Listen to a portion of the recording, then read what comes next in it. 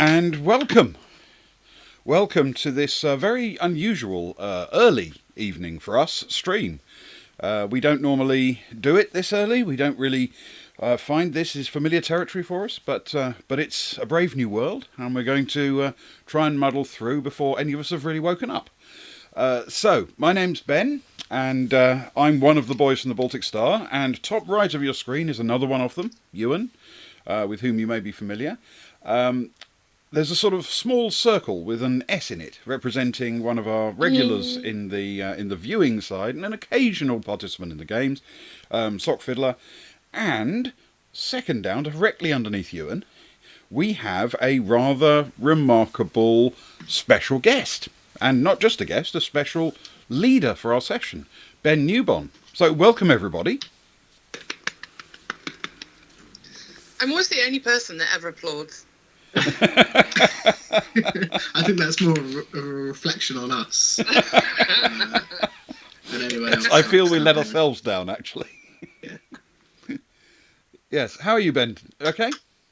Yeah, I'm good. Well, tired.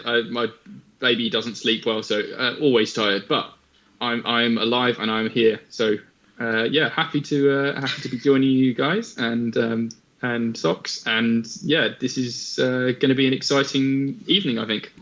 I think this should be a lot of fun. This is one of those things that I don't think we'd have got to do this way if it wasn't for the fact that we were streaming our games and running this channel. So we have a very exciting thing, because tonight we're going to be playing the RPG Overgrown, which Ben Newbon wrote. And the chance of actually going through a game like this, especially a sort of weird and unusual and quirky one like this, with the creator, is rather special. So thank you so much for doing this for us, Ben. No worries at all. I love playing this game. I love running this game. The way I know any of you lot is because I've been playing it in a play-by-post campaign on the Tangled Web with Ewan for about 6 months now. And briefly, Socks also joined us on that. And yeah, it's that's how I got introduced to any of you lot, and have been joining in on your Discord and yeah, jumping in some of your streams for a while now. And yeah, this is going to be really fun, because I've only ever been on the other side of what you lot do, and to actually be talking to you at all is a novelty. Also, you're a staunch supporter of the Bearded Ben campaign, which we all love and appreciate you for. Yeah, I mean, what's OBS for, you know? It's on its way back. It is on its way back.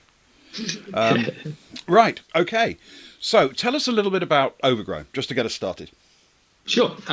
So, I mean, Overgrown started as a game that was submitted to the Welcome to the Apocalypse Game Jam back in, I think it was like May last year. And it is originally it was supposed to be only like post-apocalyptic, post-human sort of world where nature had overtaken, overgrown the whole world, and humans had died out. I've since kind of reeled back on that and said, look, if you want to use this for whatever setting you want, you can put it in your cyberpunks, you can put it in your high fantasies, whatever.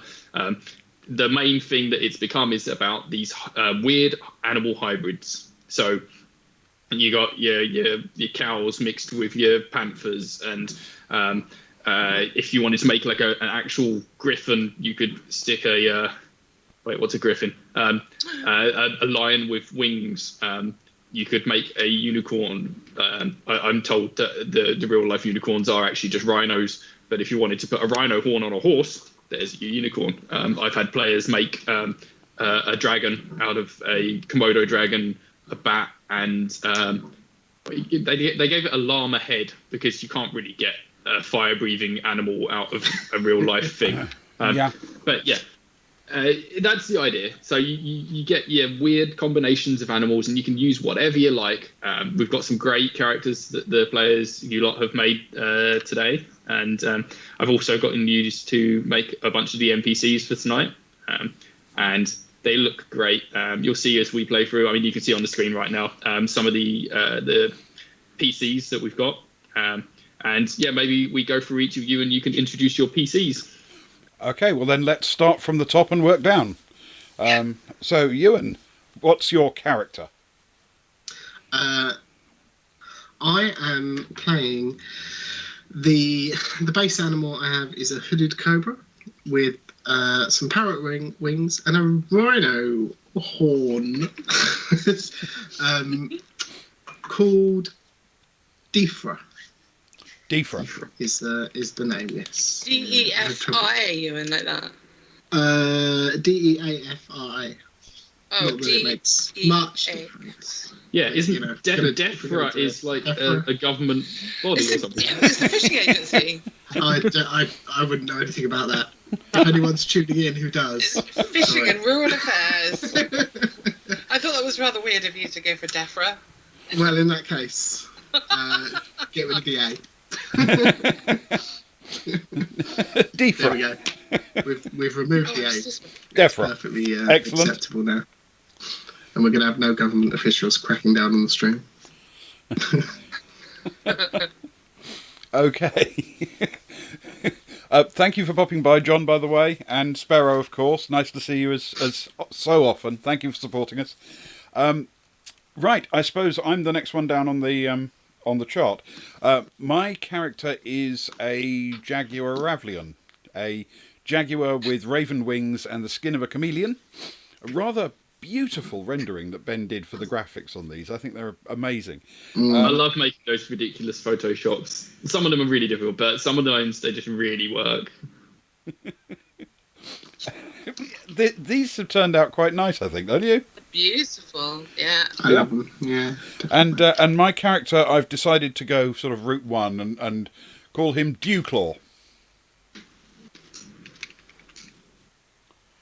I'm absolutely going to forget these names in about 2 No, minutes. I've written them down, and I'll put them on Discord as well. That's why I have flashcards. Yes. And Socks, tell us about your character. Oh, my character is a beagle caterpillar ant thing, otherwise known as a puppy pillar.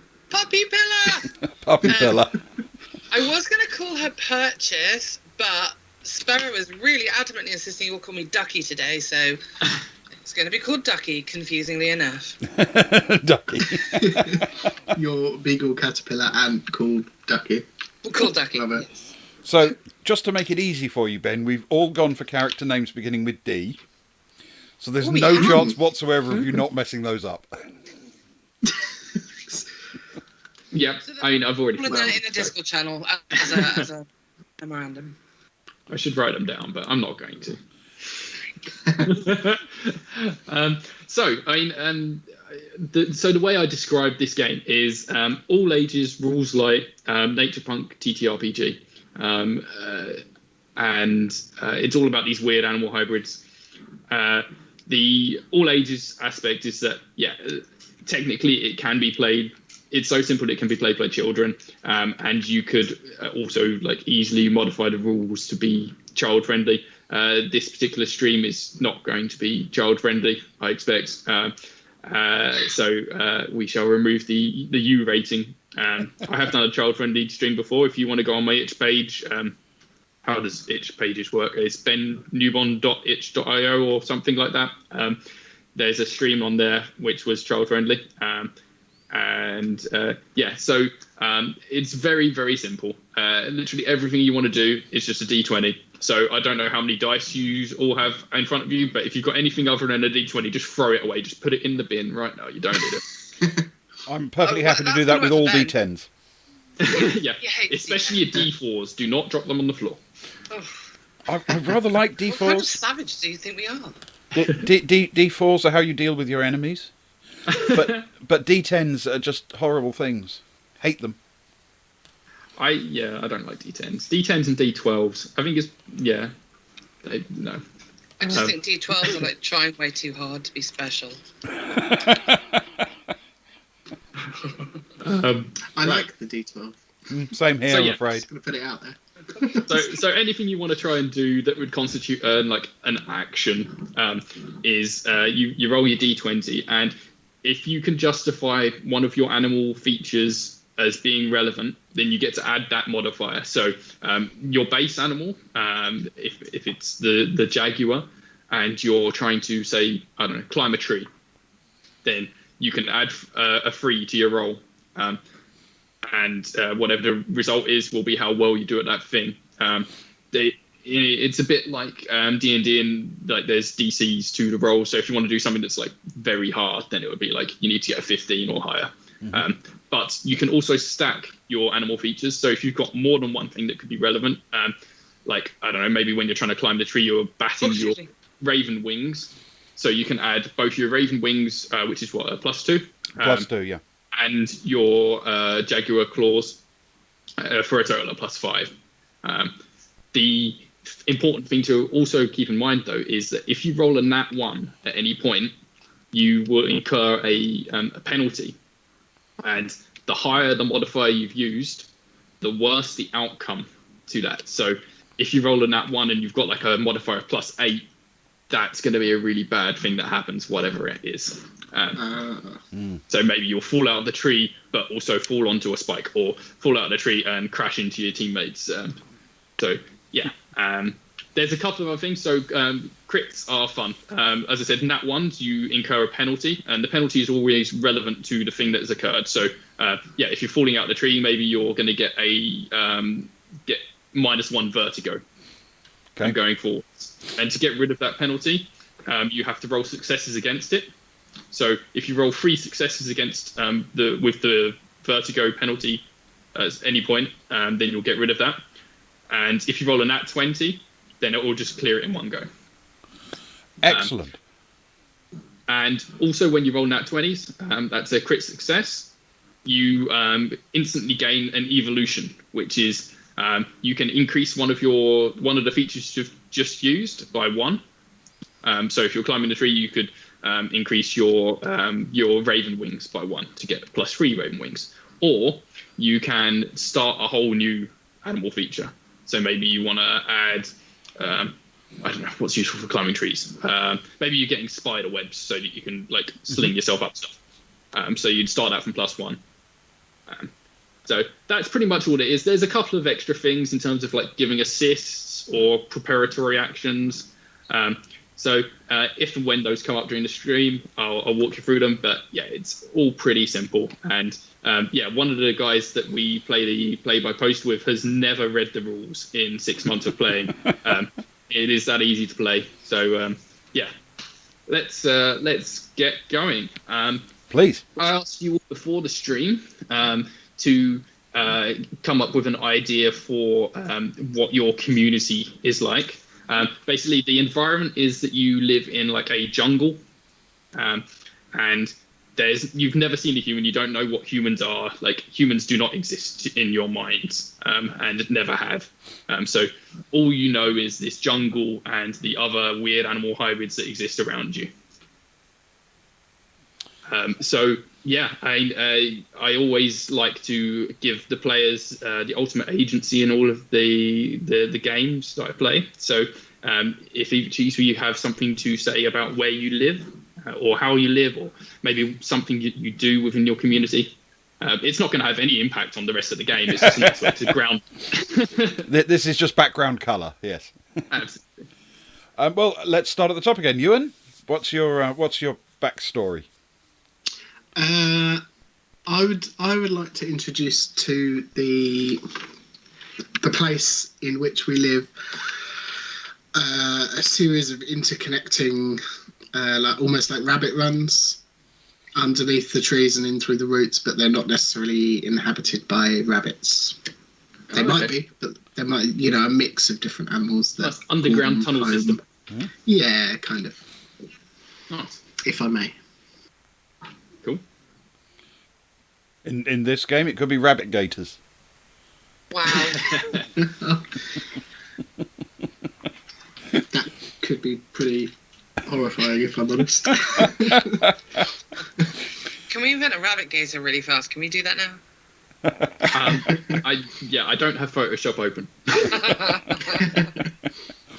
I have this idea that that Dewclaw's particular thing is fishing more than anything else. A river and possibly a lake nearby is a happy haunt for Dewclaw, who scoops fish out of the water and then well, dines thereupon. Nice. So you're out there catching the what would I say, like the salmon, the salmon sparrows. Quite possibly. Sparrows. Yes. Yes. There likely to be plenty of those, and trout hamsters. You know. Trampsters. Trampsters. Oh, I was so with you. High five. Yeah. Oh, Nice, like that. Cool. So you've got the Warrens and the salmon rivers and socks. What is your contribution? Well, Purchase comes from a family of what would be beagles if humans existed to name them thus. So they're very busy. They like to hunt in a pack. They're very good at sniffing and tracking. But also they like to bite bits of leaves and line their dens with it. So they have lots of sort of quite intimate, very large leaf-lined dens around the borders so that they can track any intruders and get very excited and run about and find them. Nice. Lovely. It's nice and homely now. Got a bit of a lining to the area. Cool. Yeah. So in addition to the free PCs that we've got, like there is a community around you of other weird animal hybrids that are your friends that you've been living with, and you live a pretty peaceful existence where you're at, like you do the general kind of hunter gathering kind of thing. You go in and fishing in the lake and the river, and maybe getting fruit and stuff off the trees. I expect Purchases hunting around for I don't know. It seems Literally weird maybe anything. going into the rabbit anything, forest yeah. and getting the rabbits out of your own place, but maybe going elsewhere for the rabbits. Yeah, and life is fairly easy. You have the normal kind of wild nature documentary sort of stuff that happens, but life isn't particularly tough. Two of the two of the creatures that you live with, you've got the wonderful pea horse here. that's amazing. Beautiful creature. I was Thing of chuckling at beauty. the name, but it is a beautiful creature. And then you've got your Crabby-Bara, which is a tribute to Luke, who unfortunately can't be with us tonight. Oh, wonderful friend Luke, yeah. Yes, but the Crabby-Bara is wonderful. People don't seem to like it when I put crab claws and crab feet on things. I think it adds a little bit of that horror aspect to it. He looks so happy. Look at him. He's Yeah. having a Very little peaceful smile thing. to I himself. think it's like maybe the wise elder of the community, the Crabby-Bara. Yeah. Sometimes a bit crabby, but Bit of a curmudgeon. mostly Bara. He looks mostly stoned to me. Yeah, I can get that. Yeah. It's morning. He's just woken up. He's Yeah. had his coffee. Yeah. So and actually, let's start there. So it is morning. You all kind of arise from your various sleeping places, maybe within the warrens, maybe in your leafy burrows, and yeah, Crabby-Bara here is already on the surface with a little campfire, maybe heating up some coffee for you, or whatever these sort of creatures would be drinking. Coffee, nice ways. Scotch. Yeah. And yeah, you will wake up. What do you do when you wake up? Oh, I think for me it's got to be literally go for a proper loosener, you know, a sort of proper stretch and a quick run around the I village. thought that was go somewhere else, Ben. Yeah, when you said loosener, I thought you were saying, "Oh, I'm gonna have a fight."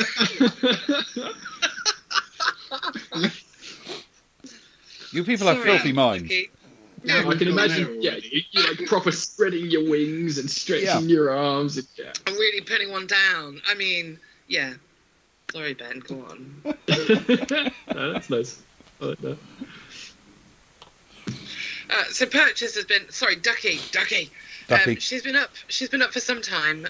She's sniffed around the entire perimeter of the camp at least twice, with great enthusiasm. She's greeted everything from blades of grass to shadows to butterflies. She's, just joyous to be alive. She's having a grand old time again every day as a gift, and she's one of those irritatingly optimistic creatures that lives it to the full. Nice. Lovely. Defra will definitely, give it a little wiggle, stretch out the side muscles, and stretch out the wings, and probably head straight for the coffee. Cool. All right. Less of a morning, but not person. Animal. Ooh, what has occurred here? We've got a big grey box has popped up. Yeah, it's gone now. Okay, cool. Right, so we will start the first roll of the day. Socks, since Ducky / Purchase is. I like the idea that maybe Purchase is like, or no, Ducky is the nickname of Purchase. So we can interchange them. Sure. Ducky has been having a wee sniff around. So let's have a roll for sniffing, and you can add +3 Beagle to this. Okay, so I'm rolling it in Discord. Just I don't have Discord open, so you can tell me whatever you like. I'll believe you. Oh, I mean, no. I don't know how to roll it. Sorry, hang on. This is so smooth. What? Hang on. 1d20 plus. I'll get better at this, I promise. There we go. I got 12, so 9 plus 3. Okay. As you're sniffing around, you're like, nothing smells off, but you realise you're getting your nose tangled in the vines a bit more often than you normally would, and you're like, I don't remember there being quite so many vines around yesterday. That's weird. I mean, I am moving very quickly, and I am quite spiky. But I was quite spiky moving quite quickly yesterday, so what does that mean? I wonder who would know. I think there must be somebody who can maybe, I don't know, tell me. I'll go see Cabby. Hey, Crabby, and then she just runs off towards Crabby.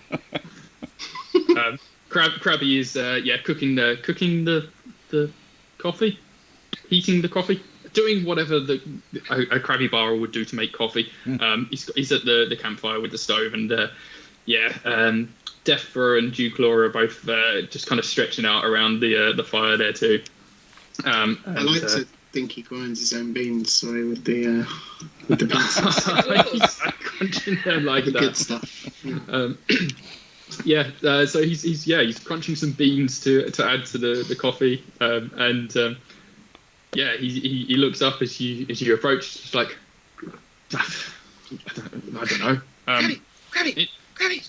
Crabby, seems right around here. What? Crabby, there's a thing that happened that didn't happen, and it was yesterday that it didn't happen, and today it did happen, and it's a thing that I need to tell you about because it's happening now. Is it the rain again? Is this like when you came in and you said it was raining and it wasn't? It was just the spray from the stream. And that was rain on the grass because you said it was the morning, and that's what happens sometimes. No, this is the grass, but not the rain. This is like grabby grass. It's all like holding me, but it isn't holding me, and it's like there but not there, and it's different but not different, and it's not like it was yesterday when I was running really quickly, but now I'm running really quickly, and it's definitely different. You're always so excitable. Okay, right. I will go and check it out. And so he toddles off on his pincers and his crabby legs. And which direction? Over there, right? That way? By the really big tree with the hangy thing that the parrot snake guy got. That where he likes to sit in the sunshine. It's over there, but not like just a bit. Like if you go sort of where the sun lands when like it's just about to rain, then that's where it was. So there. Okay. Mm-hmm. Right. All right. Are you going to follow along with him to show him exactly where? I will, but first I have to tell my good friends, Defra. I want to call you Huey and Dewey. Defra. I want to tell Defra and Duke about it as well. So I'm all like, no. I know you guys also in the same area when you were saying all this, so they would have heard. Are you two also going to join? Yes. I'm going to put it right at the top of volume 3 of the to-do list. No, come on, I'll show you now. Come on, get up. You've been sleeping all night. I had to wait for you to wake up again. Come on, get up, come on. I'll show you, it'll be cool. I imagine the tail is wagging ferociously at this point.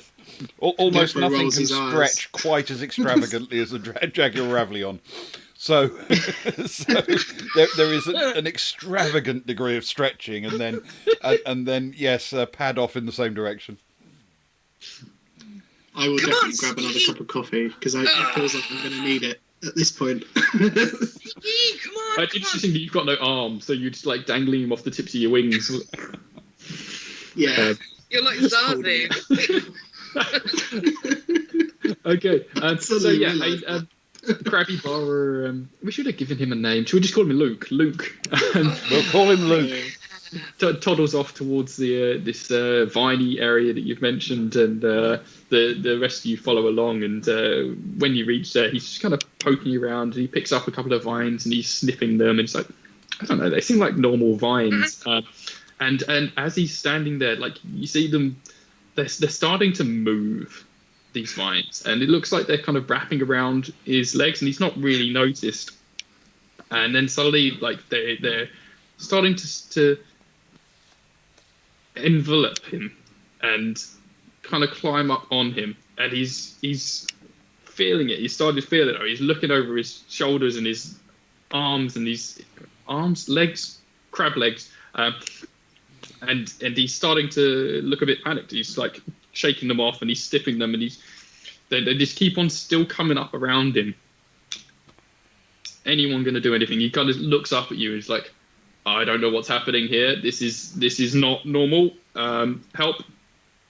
Purchase starts to bark hysterically, jumping about like really, really anxious. Yeah, well, I'd like to try and use a quick swipe of the claw to see if I can cut through some of these vines. Give Luke a bit more freedom, if I can. Okay. Let's have you roll for a swipe then. What have we got? Just a Jaguar then. So Yeah. +3 to your roll. That is a 12 plus 3 is a 15. Okay. You're pretty experienced with using your claws. You've always had them, so you give it a good swipe, and you get rid of most of these vines that are growing up around him. But as quickly as you've done that, more have like pinged up and kind of grabbed onto his legs, and he's not completely covered at this point, but he's still in the same sort of precarious position despite you having just defeated a bunch of vines. Ewan, is Defer up to anything? Yeah, can I attempt to use my... I almost said tail. It's not quite a tail, is it? The back end of the snake to whip away some of the vines that are making their way towards Luke to try and grab him. Okay, so As a +3 preventative for measure. your cobraness. Cool. That is a 14 plus 3. Okay, It's a nice. 17. You give it a good whip, and at this point the vines have all kind of fallen away, and Luke has a moment to kind of get away from this patch, and does so. Are you all going to retreat back to the campfire area, or is Ducky just going to run off in a random direction excitedly, or? She's gonna just chew. She's quite young, could you tell? So she's gonna kind of go in with a snout and try and sniff and bite and pull these things up and just have a bit of a go at them. Get a bit lost in it all, really. Okay, are you trying to find stuff out here? Is this an investigation, or are you just like It's trying sort of a super instinctive, what on earth just happened there? And trying to reassure herself as well, because she was quite frightened. Okay, what I'll do here is, you can go in with +3 Beagle and +1 Ant Jaws, I'd say. Ooh, okay. Nice. Because those would be used for chewing somehow, probably. Oh, it's happening again. I got 4 plus 4. And 8 is not the end of the world. It's alright. Saying that, you have dug in a bit too deep and gotten yourself a little bit tangled. At which point, Crabby Bar, Luke. Returns to the spot to try and like release you, and he's sniffing away, and he's sniffing and he's sniffing. Let's have you roll. let's have you roll plus caterpillar body with your spikes to see how tangled you get. 16, 14 plus 2. Nice. Okay. Right. Yeah. You actually manage to release yourself quite easily, but as you do, Luke again is getting tangled, and he's snipped you out a bunch, but then his claws have managed to get tangled up, and it's growing faster now. It's completely gone all over him, and you just see his face just right next to you, just slowly sink into all these vines, and he's just pleading, "Oh no, oh no, oh," and he's gone. He just kind of into the ground, and the vines just kind of pull him away, and there's no sign of him. He's just disappeared. Yeah, as this happens, you start to feel a bit of a rumbling. I'm howling, by the way. I'm howling as loudly as I possibly can. I'm distressed at this point. Oh my god! So I do the thing where the dogs really want to stay, but they're jumping away kind of anxiously. That she's doing that. Okay, vines are now starting to rise up around all three of you. Okay. Back to the coffee? I think this is bad. Coffee is the way. Except obviously for Ducky, who's clearly had all of the coffee. So I was born caffeinated. Yeah, coffee, it is. Ducky should probably not be allowed coffee. It is time to make a move. Yeah, I'm trying to pull myself I'm about free. to switch windows again so I can go back to my notes. Tell me if it pops up the grey box again. Sure. Okay. Yep. Is that okay? Yes. Yeah. Okay. Wait, that has popped up the grey box or Yes. not? Yes, it's popped. Yeah. That's so annoying. Why would you be like this, Teams? Okay. So yeah, it would be so useful if I had my second screen with me. But anyway, okay. So you go back to get some coffee, and at this point, anyone that's partaking in coffee, we will give you a chance to give yourself a buff. This works. If you've read the rules, this is like giving yourself a self-assist. So if each of you roll a d20, and if you get above a 10, then you will get a buff to your rolls going forward that would be affected by having had coffee. So I don't know, energy or attentiveness or something like that. Okay. Exuberance. I rolled a 14. Okay. 5 for me. So was that 5? Yep. Oh. Ewan? That's an 8 for me. Oh no. Okay, so Ducky is the only one that gets a bonus out of this, so you will get a because you got between 10 and 15, I think is the range. 14, yeah. You got between 10 and 15, so you get a +1 to your next roll that involves energy of some kind, if you were like running or anything like that. And you can keep that going. You can keep that +1 going as long as you roll a above a 10 when you're incurring it. So in theory, is that above a 10 without bonuses? Yes. Okay. As soon as you roll below a 10, then the effect will wear off. But it will last for at least that first roll. So you'll just have a +1 to energetic things. So yeah, that rumbling that you were feeling before is intensifying, and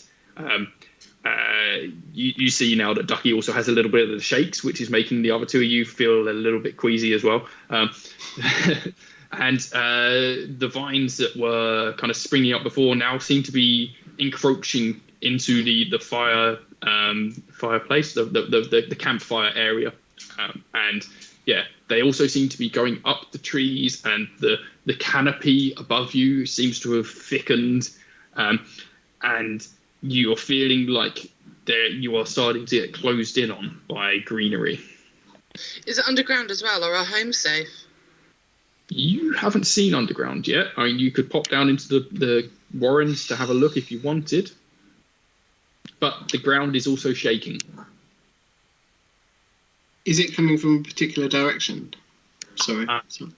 You can roll to see what you can pick up. I think cobras have a bit of a sensory thing, right? Like they can feel they because they're always rolling, slithering around on the earth. They can feel like tremors and stuff. So I'd give you a plus cobra on that. I think that's true. Yeah. Very generous. And it's only a +3. It's lucky though. It's a 7, so that's a 10. Okay. Which feels... It seems to be coming from everywhere. Oh.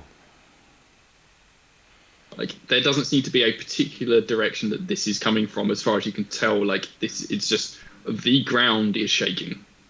What are the other people in our community doing? Are they running about helplessly? Are they frightened? What are they doing? Some of them have shot off in various directions, scared. Some of them are kind of hugging the ground. Everyone looks a little bit worried. We've got a pea horse here is continuously rearing up on its hind legs and looks to be in some distress. But nobody seems to have any idea what is going on. Wow. Okay. Can I head down to the river and see if there's anything unusual happening on the surface of the water? Sure.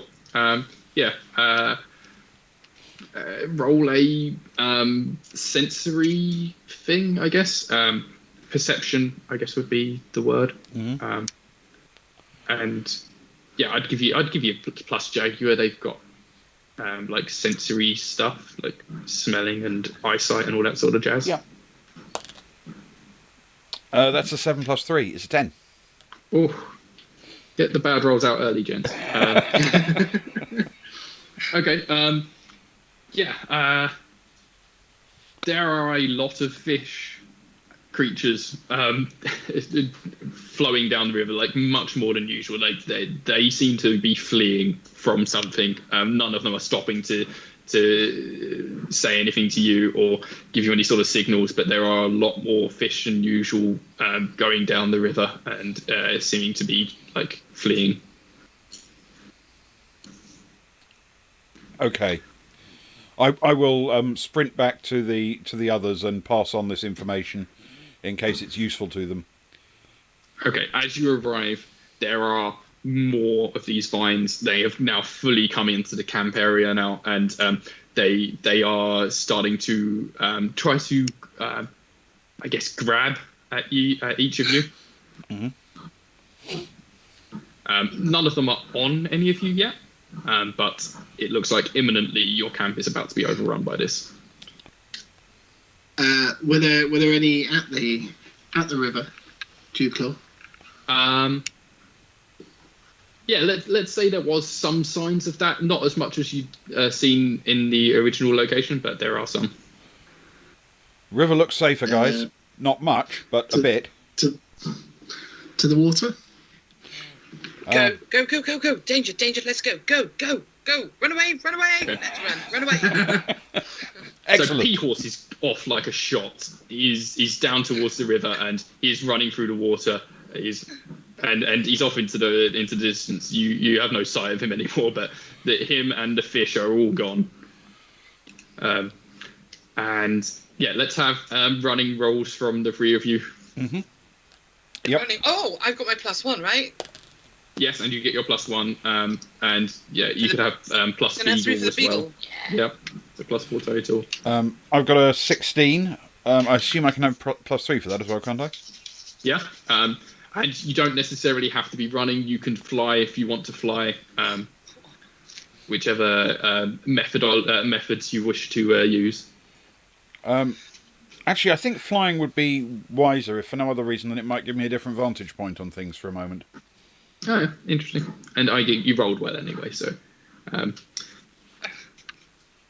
about you? I will certainly fly. I think take to the sky, get off the ground. I guess at least I know they're in the canopies and trees and all around, but just sacrifice the puppy. That's 19. Nice. Okay. Socks, how did you roll? Can I lie? Absolutely. Well, with the 3 and the 1, I got 7.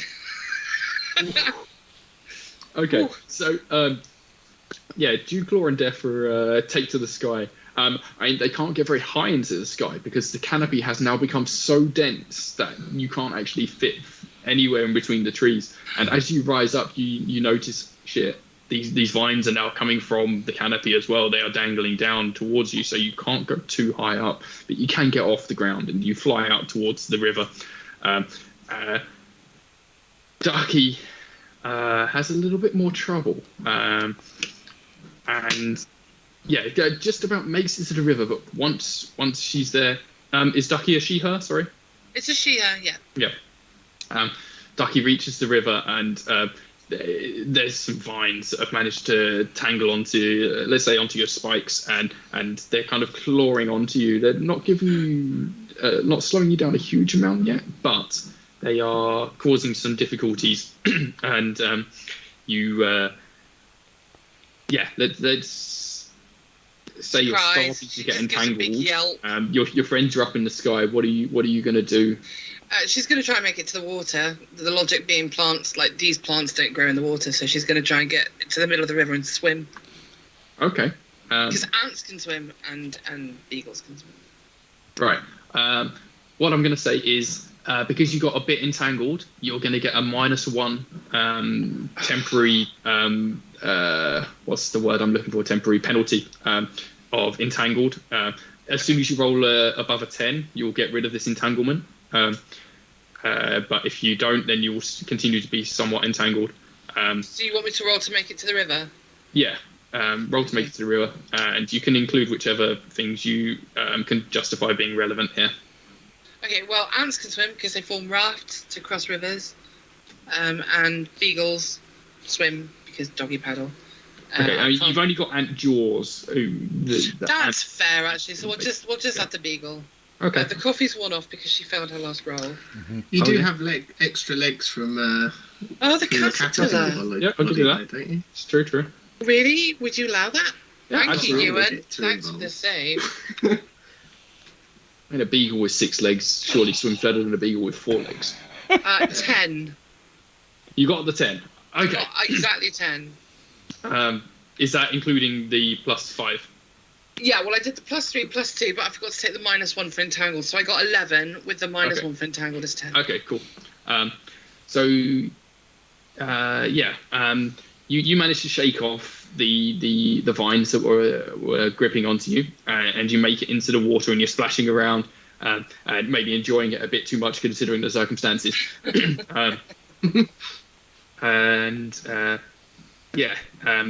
Dewclaw and Defra are kind of circling above you, and let's have you both roll for sight to see what you can see from up there.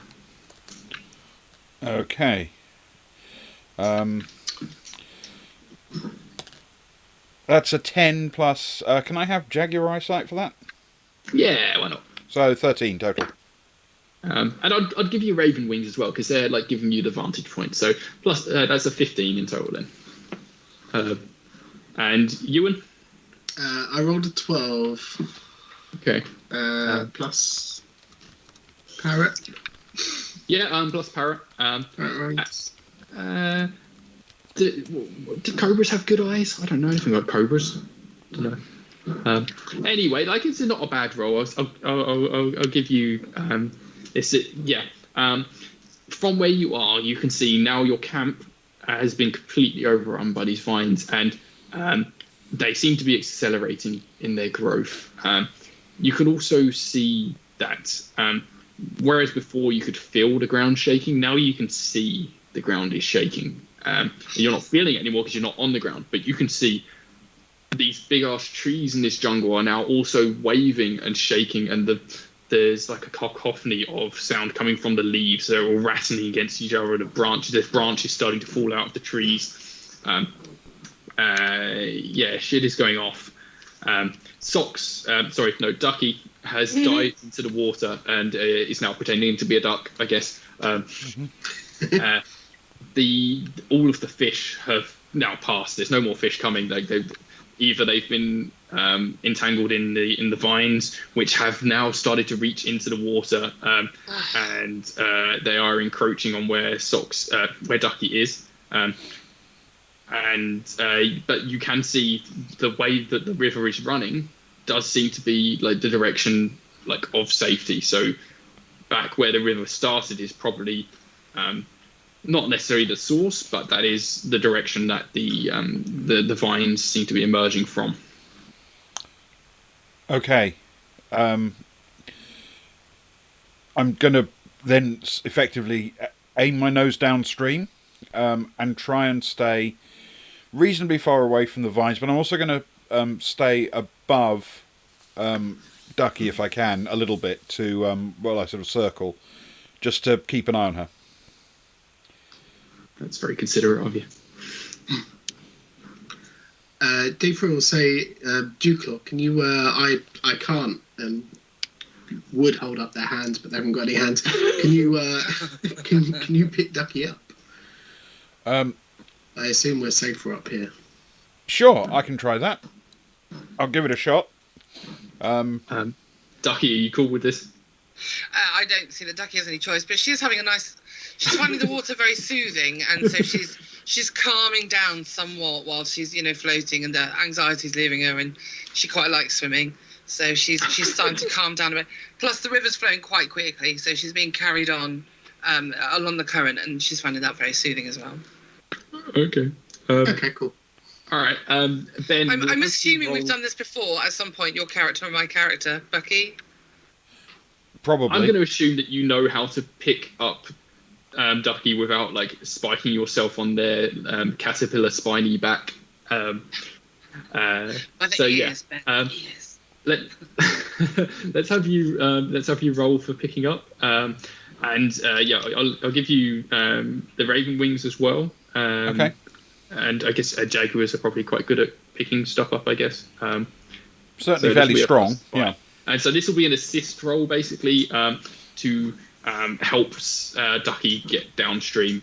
So this will give her like a from between a +1 and a +3, depending on what you get. But it only gives a benefit to her if you get above a 10.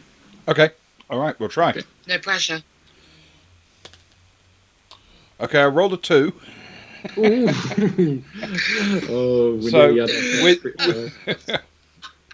with the +5, that's a 7. Okay. You don't actually manage to grab hold of Ducky. Maybe she's having a bit too much fun, and then she's splashing around. She doesn't even see you coming, so she doesn't get in the correct position to be picked up. And you just splash down into the water. And yeah, you're no longer airborne. Would you like to try and get back airborne, or are you going to stay in the water? Jaguars swim pretty well. I think we'll stay in the water for the time being. As long as it's carrying us downstream, I'm okay with that. Cool. Okay. All right. So you're all headed downstream, and you get a fair distance away from the growing vines, but the shaking does seem to be continuing. In addition to the shaking, you can hear another sound, which sounds a bit like pounding, a bit like heavy splashing, coming from upstream behind you. You've got the best vantage point at the moment with Defra stood in the air, and with your +2 wings, let's have you do a observation roll to see if you can see what's coming. Okie dokie. It's a 14 +2, 16. Ooh. Okay. You can see maybe like 100 meters away. There are some charging creatures, and you can see a herd of these hippogators. Oh. They are charging downstream. They look terrified. They are not necessarily coming to attack you or anything, but they are in somewhat of a stampede.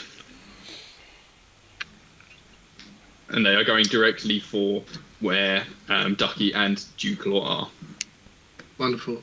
I will. Duke. I like it. I will swoop down alongside them, still stay flying, and sort of glide there and just say, "It's the hippogators. They're on the move.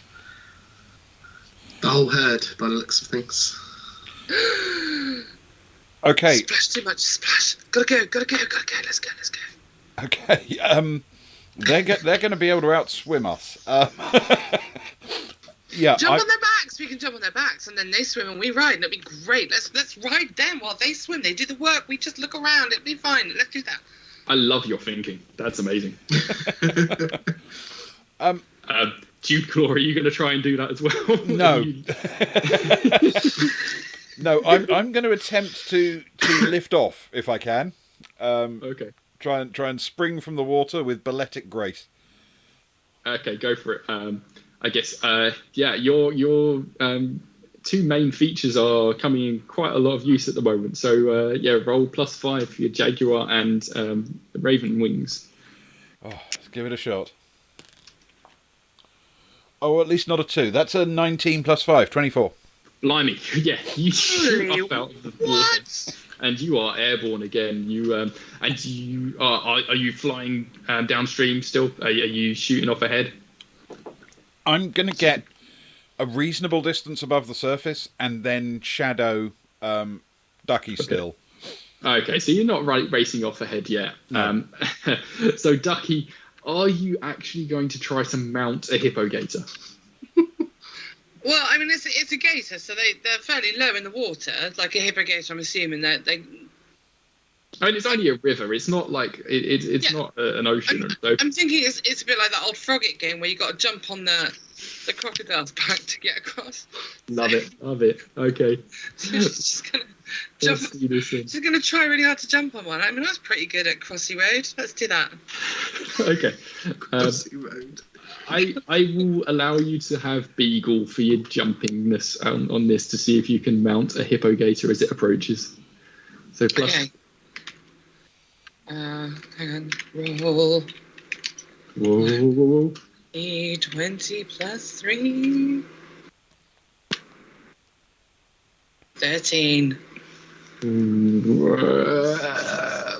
Okay, what I'm going to do is I'm going to do a contested roll to see if the hippogator allows you to do this. Hey, need a lift? Give me a lift. I'll look. You swim. It'll be fine. Come on, let me on. I think I'm just going to make it a straight roll. I don't think I'm going to give the hippogator any particular benefit to avoid you in this situation. So we'll see. It's all right. I only rolled a 7 anyway, so that's fine. Yeah, you do manage to get on top of one of these hippogators, somehow abiling its frantically snapping jaws. Amazing. And so, yeah. So we've got Dewclaw and Defra soaring up above you. And, Ducky is riding a hippogator down. And she's going to stand like a typical beagle. So one paw is going to be right between the thing's eyes, and her nose is going to be proudly raised in the air, and the other paw is going to be curled underneath her, ready to move forward. This doesn't sound like you're helping the hippogator. Yeah. Probably not, but she can't help it. She's all like cutting a pose. But this sounds very fun. You are hippogator surfing. She is surfing. Yep. Okay. So you make it a fair way down the stream again, and I think you've gotten far enough now that the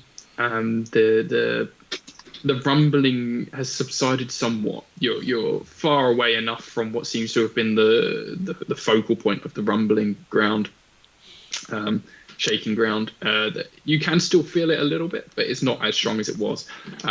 But the two of you in the sky, the two of you in the air, at least, you're still under the canopy because the canopy is thick. Like, it's gotten actually quite dark now because it's gotten, right. The canopy has thickened that much.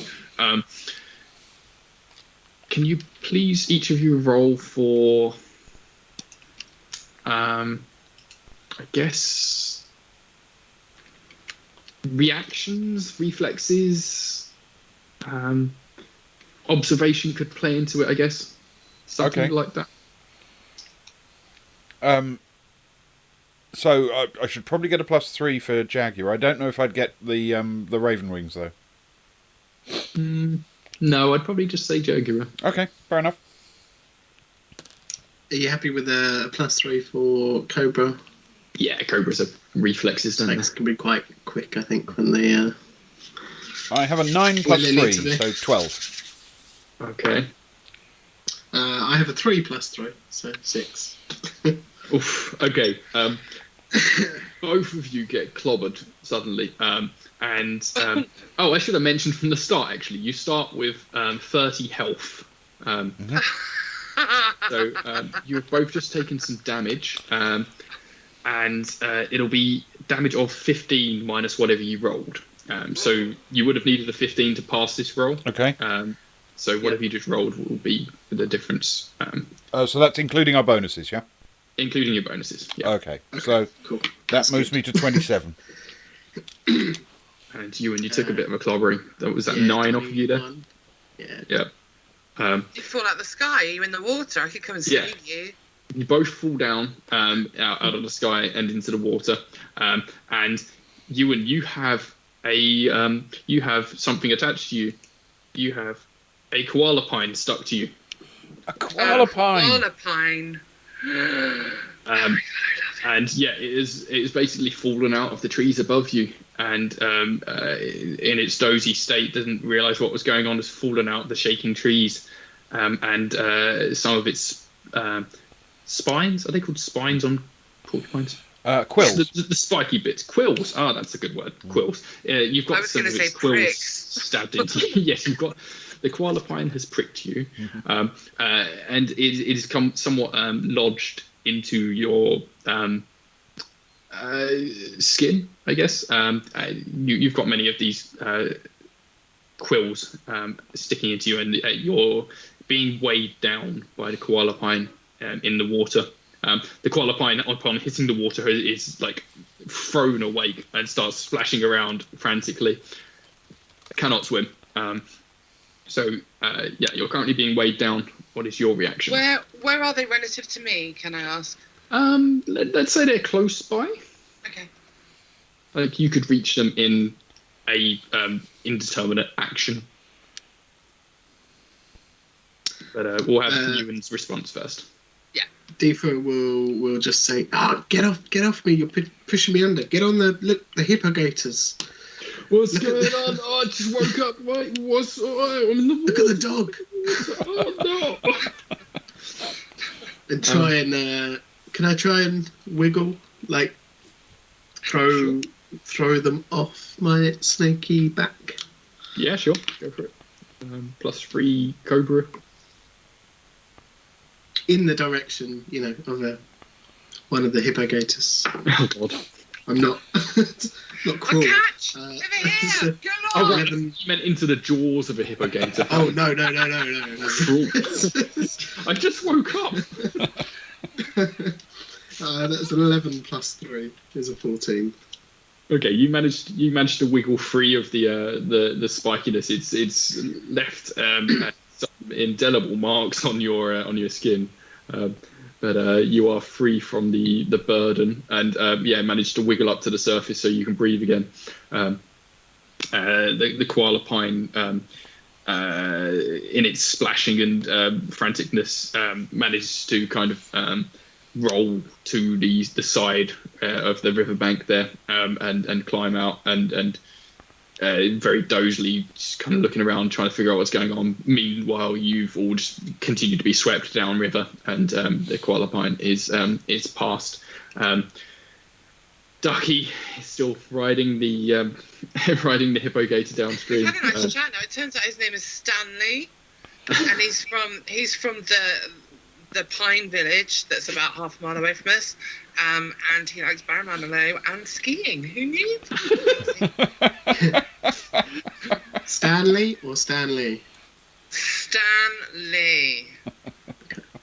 Yeah. But of It course. wasn't Stanley, but I thought I'd make it cool for the Marvel fans. Oh, of course it Yeah. is, yes. Yes, quite right.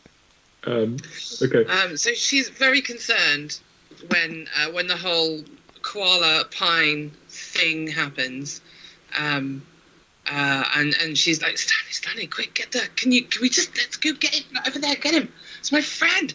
It's my best friend. It's my other best friend. There's like 4 best friends, and he's one of them. We have to save him. My best friend. I'll carry him, and you carry me, and you won't even know he's here. Let's go get him. Okay. I'm gonna say you have to try and steer Stanley. Okay. I know how to do this. Do you have anything that could help you with steering? What have you got? I have front and back legs, and I can put my back legs on one side and my front legs on, like, I can. Oh, right. You're literally going to try and surf it round, do a surf. Yeah, so front, like, my legs on my left-hand side and my legs on my right-hand side, and so if I need him to go right, I'm just going to lean right to push the right-hand side of his body down in the water. Lovely. Okay. Does that make sense? And then he's going to thrash forward in a slight, Okay. Let's go +3 Beagle for surfing, turning a. I think I should get +1 audacity. No. Permanently. Moxie. Okay, roll 1d20 +3. It's a 2. Surge is back in spirit. So 5 in total. Okay, right. Stanley is just like, what? No. It's that annoying puppy. He's even more steadfastly downriver now, and actually he's a little bit annoyed, and he's like, you're lucky you're still on my back, all right? Yeah, you're lucky I'm still on your back too, because I'm amazing. Look at me, I'm adorable. He's like, did not sign up for this today. Right, Dewclaw, we haven't come round to what's happened to you. You've again fallen into the water, or you've fallen towards the water. Actually, there are, let's say, half a dozen of these hippo gators around following Stanley. Stanley's like at the head of the pack. You are going to fall slap bang in the middle of them, but maybe you could direct yourself to fall onto one of them, or to avoid them entirely, or what would you like to try and do? I'll aim for the back of one. Yes, if I'm on the way down, it's time to pull up. Just really back on the control stick. Pull back on the stick. Okay, let's. I'll give you Jaguar and Raven wings again, because you can try and direct yourself with your wings whilst you're folding, and your Jaguar for clawing onto the back. Okay. Oh, that's not bad. 17 + 5, 22. Blimey! All right, Not pull it bad. out of here. Yeah.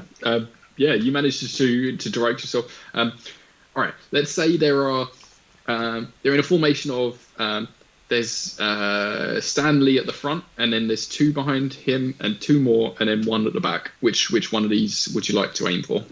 You can have whichever you like. One is immediately behind Stan, I think. Okay, cool. All right. So you're just in that formation immediately behind Stan, Yep. And Ewan Defra is now unattached, swimming. What are you going to try and do? Are you just going to keep on swimming, or what would you like? I think snakes are good at swimming, right? Yes. Yeah, I mean, I like to think that I'm sort of lying there on my back with my wings out, tail like manoeuvring me along in the water. Just maybe not having a peaceful time, but certainly. It sounds like you're on a lilo. Yeah, I want to be on this river. Okay. Eventually, all of you make it to the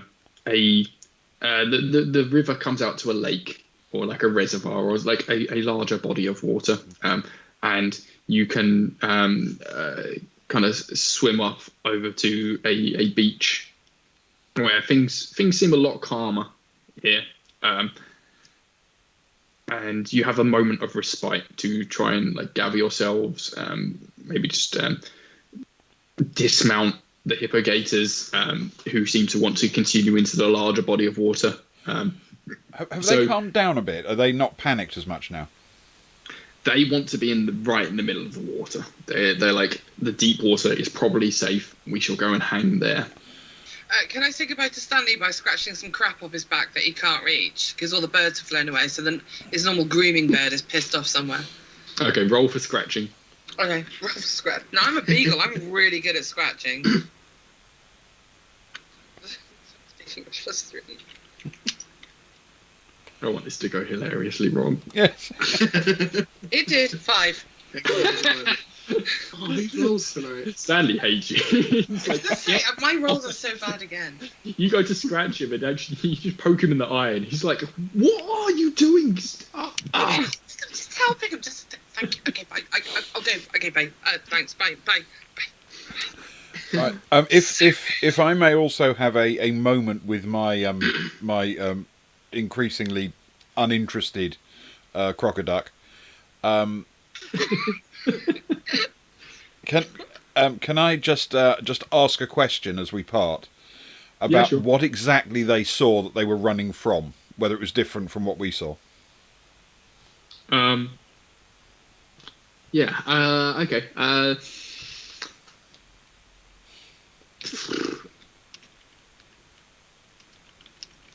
Actually, let's also have a roll to determine your relationship with your hippogator.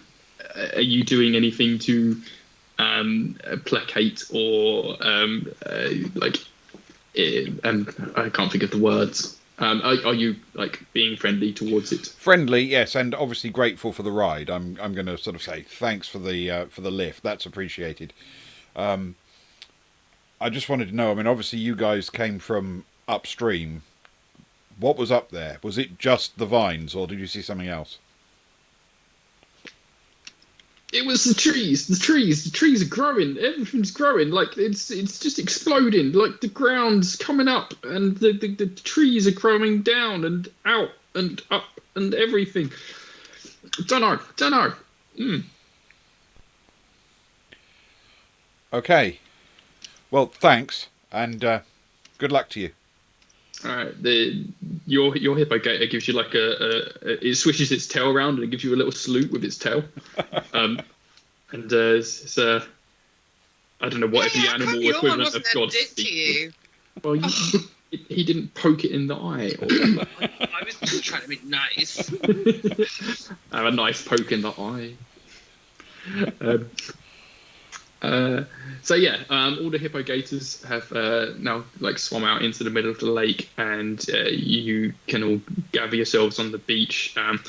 This beach, is it like rock? Is it pebbles? Is it some kind of medium that something can grow in, or is it relatively solid? What kind of beach would you like? I'll let you describe the beach. Please. Sure. Does anyone else want to add a feature to this beach? I suppose it would be nice if it had a sort of like a mud bank kind of area. Okay. Or a sandbank, something like that. Ask for an ice cream stand, you. It's a Punch and Judy show. I think that might be out of the question. P-Horse is standing on the beach, holding some things that look probably like ice cream cones. Like, Ben Bon, you're the best. Look what I found. P-Horse, now we're friends forever. They're actually just like some funny shaped pieces of bark, and he's like, "Oh, they're not food. They're just funny shapes. Look." Oh. Somehow holding them in his hooves. I don't know. Somehow. He's not doing anything else. He's just kind of neighing around.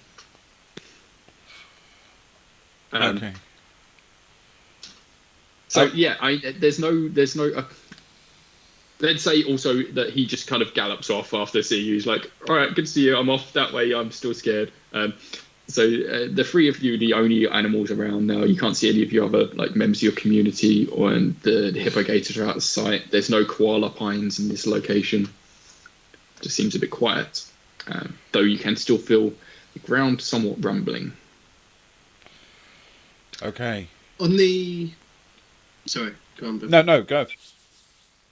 On the swim over to the beach, could I swim a little bit underwater and just see if there's like a very large amount of fish that have just come out of a river, or whether it's Yeah, sure, go for that. +3 cobra for the swimming, I guess. It's an 8 +3. You can see no fish. In fact, the water seems quite silty and like churned up at this point, like having had a herd of hippo gators run through, but also probably a huge number of fish have been through recently. So you can't actually see much, but you don't see any fish. Okay, cool. Nice. Then I shall swim to the beach. I assume we're all heading towards heading for the beach. Towards land. Ducky is young and exhausted, and she's been very, very frightened. So she reaches the beach, looks around, and just flat out passes out for 10 minutes. She's just completely asleep. Okay, let's have you roll for a nap buff then. Oh, nice. Roll for nap. I don't think you're going to get any modifiers from this. It's just have a straight roll nap. 18! Blimey, all right. Wow. See, I always get the good rolls when it matters the least. Well, you'll now get a +2 because you got between 15 and 19. You'll get a +2 to your next energy roll, shall we say. Brilliant. As with art, as with life. All right. So, Dewclaw and Defra, what are you going to do with this 10 minutes that Ducky seems to have just passed out for? Not planning to leave the beach unless something really attracts my attention, but I'm going to patrol the edge a bit and keep an eye, just see if the forest around this area looks normal here, if effectively the vibrations we're feeling is just from far away, or if it's starting to look like what we're experiencing is chasing us all this way. Okay. I'll give you +3 for Jaguar for this investigation. That's a 14 plus 3, so 17. Okay.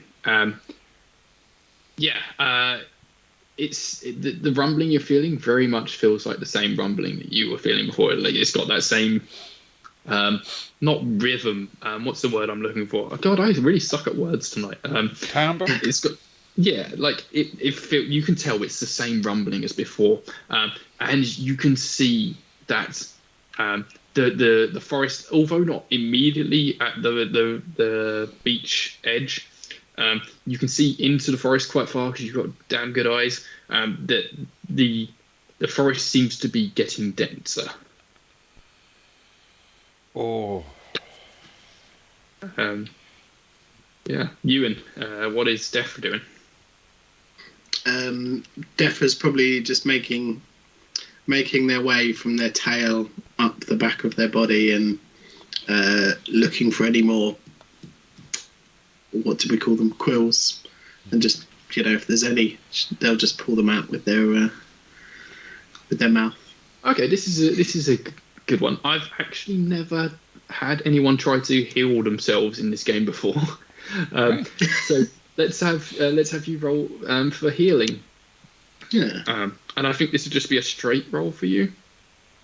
And basically, whatever you roll above a 10, the difference between the 10 and what you roll will be how much you manage to heal. So if you rolled 15, you'd heal 5. That is not a 15. That is a 9. Oh, okay.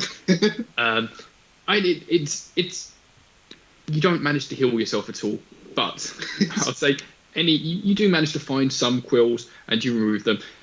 You've still got the holes in you from them, and it still stings a little. So you don't heal at all, but you are at least free of any remaining quills that may have caused you any continuing difficulty. Yeah, I feel better about myself. Right. So after around 10 minutes, Ducky starts to stir. Oh, can she do that thing that dogs do where they run in their sleep for a few seconds? Managed to hit some pebbles into her own face by accident. Yeah. And then she suddenly sits up and goes, "Where are my pajamas? What am I doing? What are they? Oh my God, what's my blanket? I was asleep. I'm a rock. What? Rock? What happened to you? You've got holes in you." Dewclaw, you notice that the densening forest, that's a word. Densening forest is that densation is getting closer. Like it now seems that the vegetation like immediately on the beach edge is starting to also transform or grow. I'm afraid, people, we need to move. The rumbling has also increased. What was happening up there is happening down here, and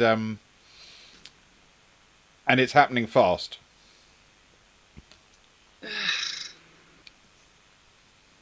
Which way? Which way do we go? Is it everywhere? What is happening? I want to go home. I'm tired. I want my mom. Can we go home? So I'll let you keep that that original kind of investigation roll from earlier, and you can see from where you are, like the lake kind of goes round, and you can see like around, if you were to follow the beach all the way around, like you can get to the other side where it doesn't seem to be quite as bad a situation as there is behind where you are at the moment. So you could flee in that direction and get further away. I like the idea of the direction. I'm hoping we can do it aerially, so to speak. So, Ducky, fancy a lift? Carry? You're going to give me carry? Carries? I'll carry. Yeah, carry. Okay, we'll try that. I won't wiggle this time, I promise. Okay. Is Ducky going to grab onto Dewclaw, or is Dewclaw going to grab onto Ducky? I think it would probably be easier. You're the one with the wings.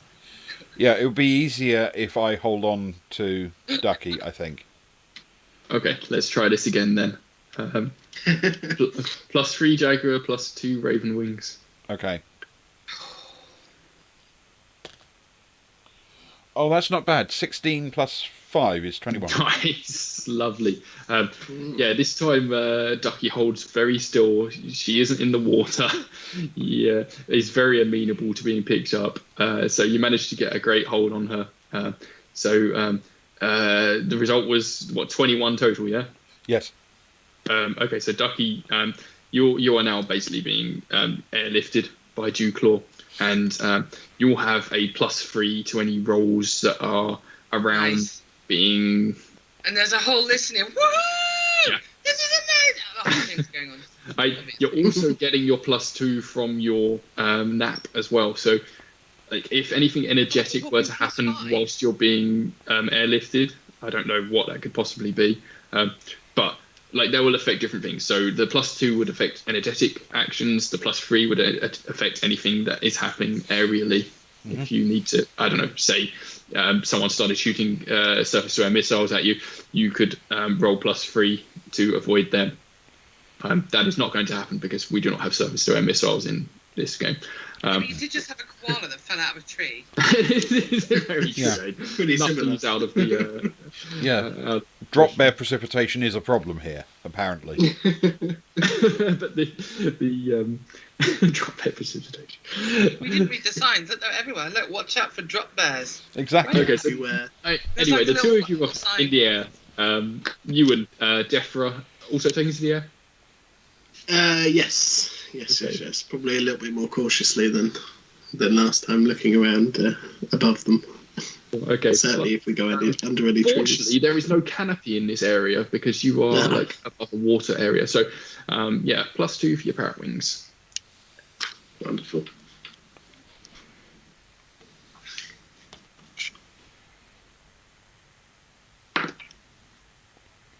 $11 +2. Okay. Yep. And you're in the air at least. Like if you'd gotten under a 10, you might have struggled. But yeah, you're up in the air. Dewclaw and Ducky are slightly ahead of you, but you're within spitting distance of each other, I guess. Flying directly across the water. You probably fly above where the hippogators are. You could give them a wee wave, and then Stanley looks up and is like, "Oh, fuck's sake, leave me alone!" And drop the beagle bomb. You reach the far side of the lake where things seem a bit calmer, but that forest growth seems to be accelerating, and as you have been flying across the water, you've seen it visibly the forest densening as what time behind. of day is it? And is it a particularly hot day? Is it a sunny day? Let's say it's getting to like midday-ish by this So point. it's the hottest time of because the it was day. morning when you started. Okay. It did get very dark when you were in the forest because the canopy had just gotten that dense, but it wasn't nighttime. It was just, no sunlight getting through. Can I look up at G-Claw and say, you look really funny from down here? Yeah, of course, definitely, for sure. You look really funny from down. I like your spots. Did you know they're kind of like a weird colour? Really pretty. I did know that. Would you like to see them from increasingly far away? Is that like going on holiday? You nearly made me spit out water there. That was really okay, are you going to land when you reach the other side of the lake?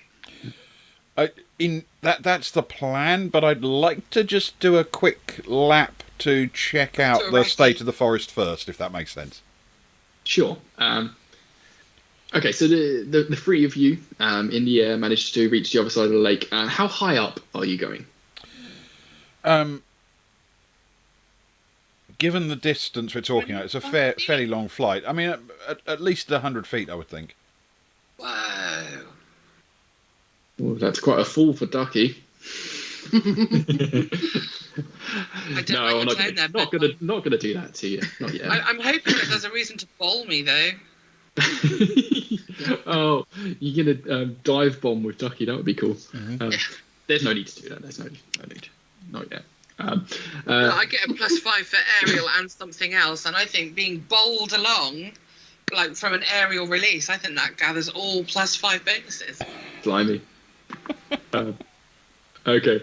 Right. As you're circling, once you reach the other side of the lake, you see that ever densening forest coming around and reaching to this side of the lake as well. And yeah, there are trees now just appearing out of the ground, like that hadn't been there before, like, and big ass, like fat trunked trees just shooting up out the ground at enormous speed, because you're so high, like they're not reaching where you are, but you're getting like 10 foot at first and then 20, then like 50-foot trees just shooting up in seconds, and you're like, okay, that doesn't look safe. What you can see is that maybe like 500 meters away, like all these trees and stuff that have been growing up just seem to suddenly stop. Stop, like collectively all at the same time, or stop when they hit the same height? Like there is like a definite tree line, Right, like, where there is no more trees, and you don't know why you can't see what's going on there, but there is a tree line. Is it up a mountain or something? No, it just looks like it just goes off and into like plains or something. Like there's, you can't really tell. Like it's 500 meters away, so you can't see that clearly, even with your like amazing Jaguar eyes and stuff. You can just see there is a tree line. I'm gonna fly in that direction then. Defra, are you doing the same? I'll follow. Are we? In fact, I'll say over to Dewclaw and Ducky. Are we heading out of the trees? Is that away from the vegetation? Right. That seems to be. I don't feel I'm in the position to make any kind of a decision, so instead I'm going to sing you a song about my favourite pine cone. You're steering. What do you mean? You're like hang gliding here. Over the singing puppy, you get a sort of response that comes back something like, I'm just looking to find somewhere that isn't currently exploding with greenery trying to kill us, and one way or another I'm going to put down this puppy, and depending on how this song ends, it's either going to be on the ground or from 5,000 feet. Let's make it quick then. It better be a long song. Feet. Blimey, that's a climb. It better be a long song, Ducky. Okay. Right. Let's say you fly this 500 meters towards this tree line. As you approach the tree line, I want everyone to roll for observation. Yep. Okay. I've got literally no observation as an aerial thing because I'm high up and I get that bonus. No, it's not. Not really that. For me then. Just eyes. I'm afraid I've got a 7, but presumably I can add my 3 to it. Yep. Yep. Okay, so 10 total. 11. I rolled a 10. Okay. You'll fly into something. You'll crash into something. Bonk. You absolutely were not expecting this. It just looked like you were flying into further sky. But you've bashed into something and fallen to the ground. It's 100 feet. Oh no. Do I get dropped in shock? Yeah, you do actually. So I get dropped when we hit the thing, and is there a possibility that I slide off the thing if it's like some kind of solid shieldy thing? Yes, I would. Yeah. So, I mean, basically, you're all falling out of the sky, having collided with something. You can be sliding down it, you can be trying to grab onto it, or you can be trying to like direct yourself or slow your fall with your wings or whatever. You'll incur some damage. Is it a solid and constant shape? It is a solid, flat surface that you seem to be falling down. In that case, my response is to pee myself in terror and leave a stream of pee that traces the outside edge of the dome that we just flew into by accident. Okay. What I might give you is caterpillar body on this. Okay. And you'll get your +3 from your aerial,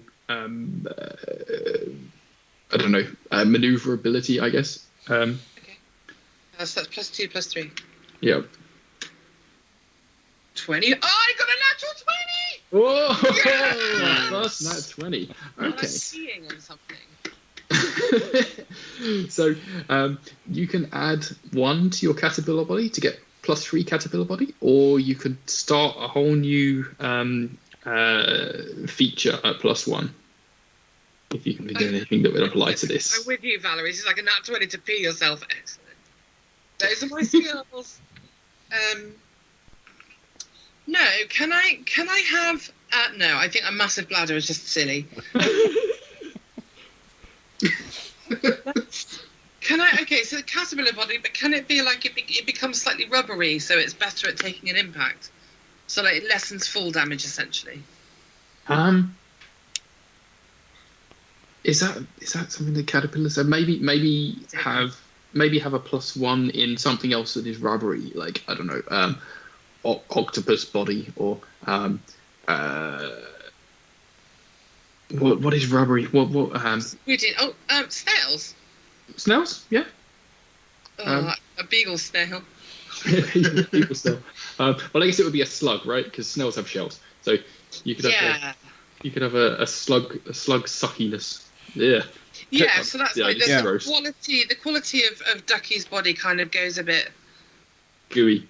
A bit gooey and sluggy and so that it's almost like one of those things. When you were a kid, you had those snotty toys that you threw out the window and they kind of. Yeah, Ducky's body's got a bit like that now. To be fair, the way Ducky's been running around madly all day, I think she could use a bit more sluggish. Very good, Ben. Very good.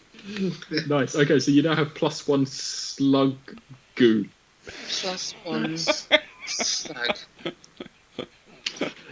Brilliant. I'm now imagining the snail trail going down the side.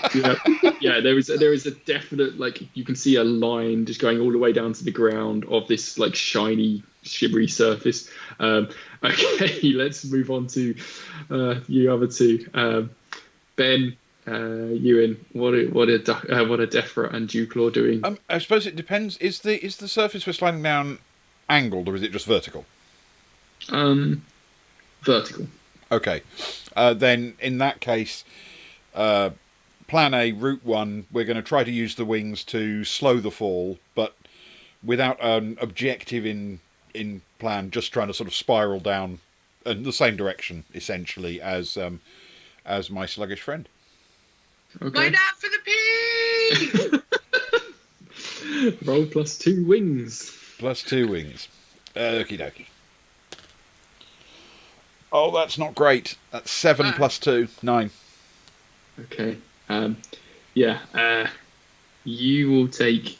You're 100 feet up. Yeah. I mean, if you said you were lower, you would have. Well, you would have to have been avoiding trees at that point. But okay. Let's say. Yeah, let's do 10 minus your roll. So you got 9, yeah? So Yep. 1 more point of damage on you there. Okay. But you managed to just about control yourself down to the ground. Take a bit of a thump, but actually the damage was mostly done by your crashing into the surface, Roadrunner style, no, Wile E. Coyote style. Roadrunner's fine. I should totally do a Looney Tunes version of this game. Hey, That would be That's awesome. actually a brilliant idea. Cartoon noises, yeah. Okay, Ewan, what are you up to? What is? I'm gonna paint a tunnel on the cliff face and try to Paint a convincing tunnel. yeah, and just fly for it. Acme dynamite. Yeah. Can I try and glide or slow my fall with wings and possibly? I mean, I know it's minimal, but puff out my hooded cobra Oh yeah, you got the head hood. and try and use that to help slow Parachute my fall as well. cobra. Why not? That sounds fun. Yep. Yeah, +5. Thanks. If it sounds fun, I'm almost always going to give it. But also, snakes do that really cool thing when there are some snakes that do like kind of fling themselves from branches, and they do that weird twisty thing, almost like cats do. Yeah. To right themselves as they go through the air. Yeah. They land like the spaghetti harvest in trees. It's weird to look at. I remember the spaghetti trees. Yeah. The spaghetti harvest was wonderful. How did the roll go, Ewan? That was also a nat 20. Wow! All right. Do you also want slug goo? Yes. So you could have. I mean, as tempted as I am to say yes, we could all have it at some point. Could I improve my wings? Yeah, you can And get just go +3 to your +3. wings. Yeah, Cool. nice and easy. Yeah. Okay. So your wings as you're gliding yourself down just seem to puff out more. Maybe they've combined with your cobra hood a little bit, and your wings just seem much larger. And as you gracefully set yourself down, Ducky and Dugor just look at you like, "Hey, have you changed something? Haircut." That's what I meant to do. I mean, Ducky admires him for a moment and then goes back to running into the thing because it no longer hurts. He's just running into it. Just Boing, bounce off run, things. boing. Yeah. Wait, you're running into the surface. Yeah. Okay, let's do that. Roll. Oh. Okay. Let's plus beagle plus slugginess, I guess. Okay. 20 +3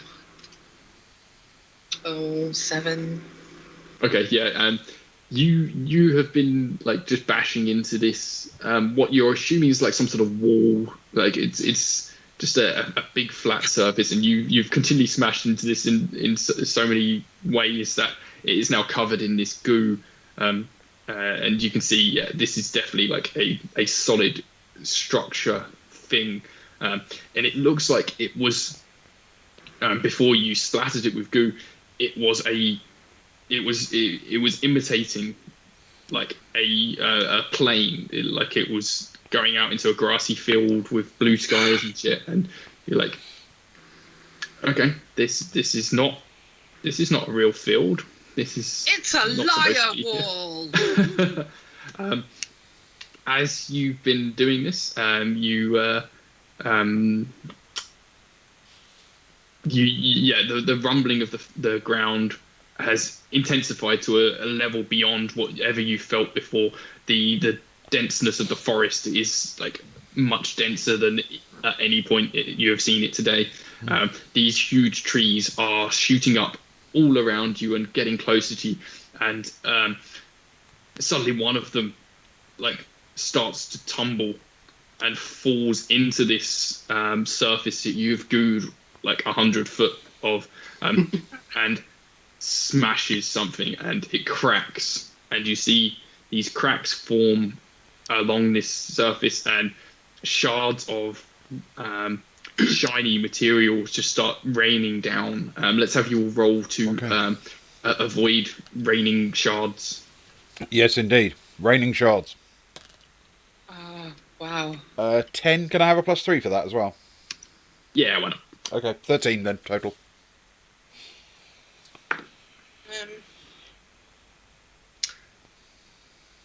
I rolled a 9.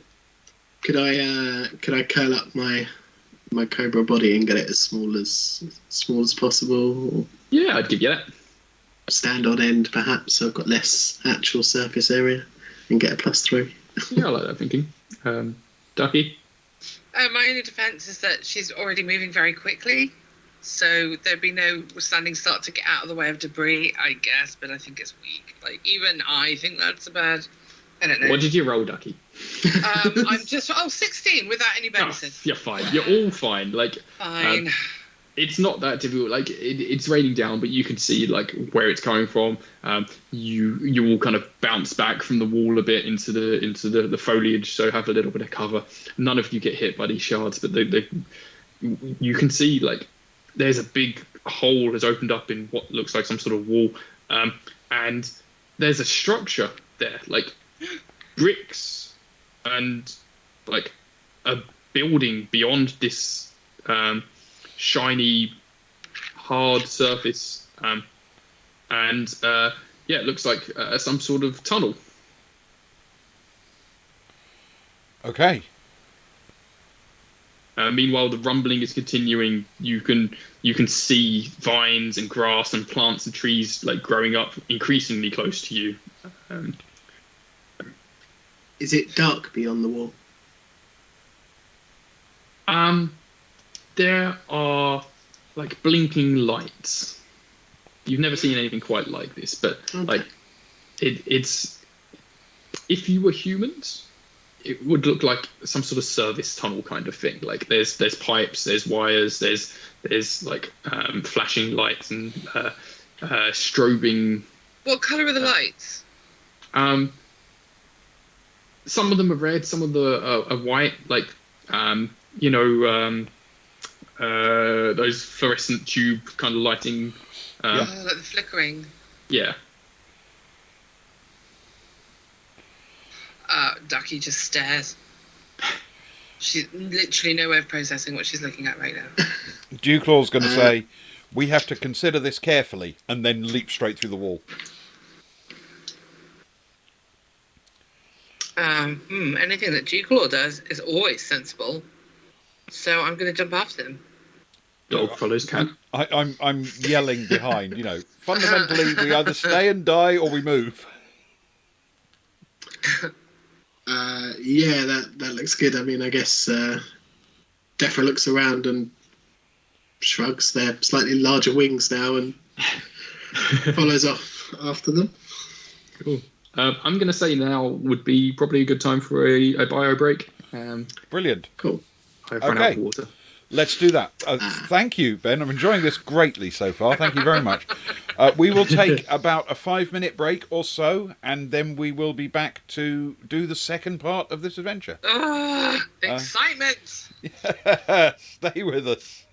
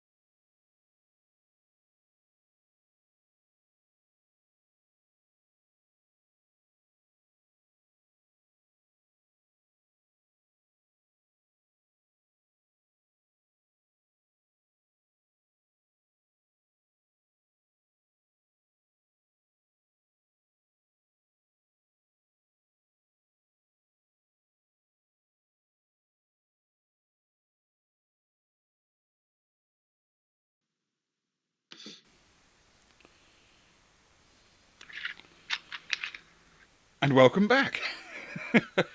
This is the second part of our playthrough of an Overgrown scenario with the creator Ben Newbon. Thank you for joining us, and I hope you're having fun. We are. A lot of fun. So without further ado, let's dive straight back into it. I'm very glad to say that this is exactly how I planned this whole scenario. Actually, no, there's been a lot of stuff. The hippo gator surfing was not planned. No, it's going really well, and I think this is really showcasing a lot of what Overgrown does and can do. So yeah, let's head off into the next set of madness here. So the three of you are charging down this tunnel. There's no more rumbling that you can feel in this area. Can I smell? Can I sniff about? Yeah, sure. Signs of life. It is a long straight tunnel at this point, but yeah, you can give it a good sniff. It's just to see whether or not anybody that's alive has been down here, if there's any kind of pheromone. Because also dogs are quite good at sniffing if somebody was male or female, if they were healthy, if they were old, if they were, really? horny. Yeah. I mean, yeah, if they have cancer, all kinds of things. I mean, she's not that good of a nose, but beagles do have notoriously good noses as well. Okay, yeah. Roll plus beagle. Thank you. +3. Go. 16.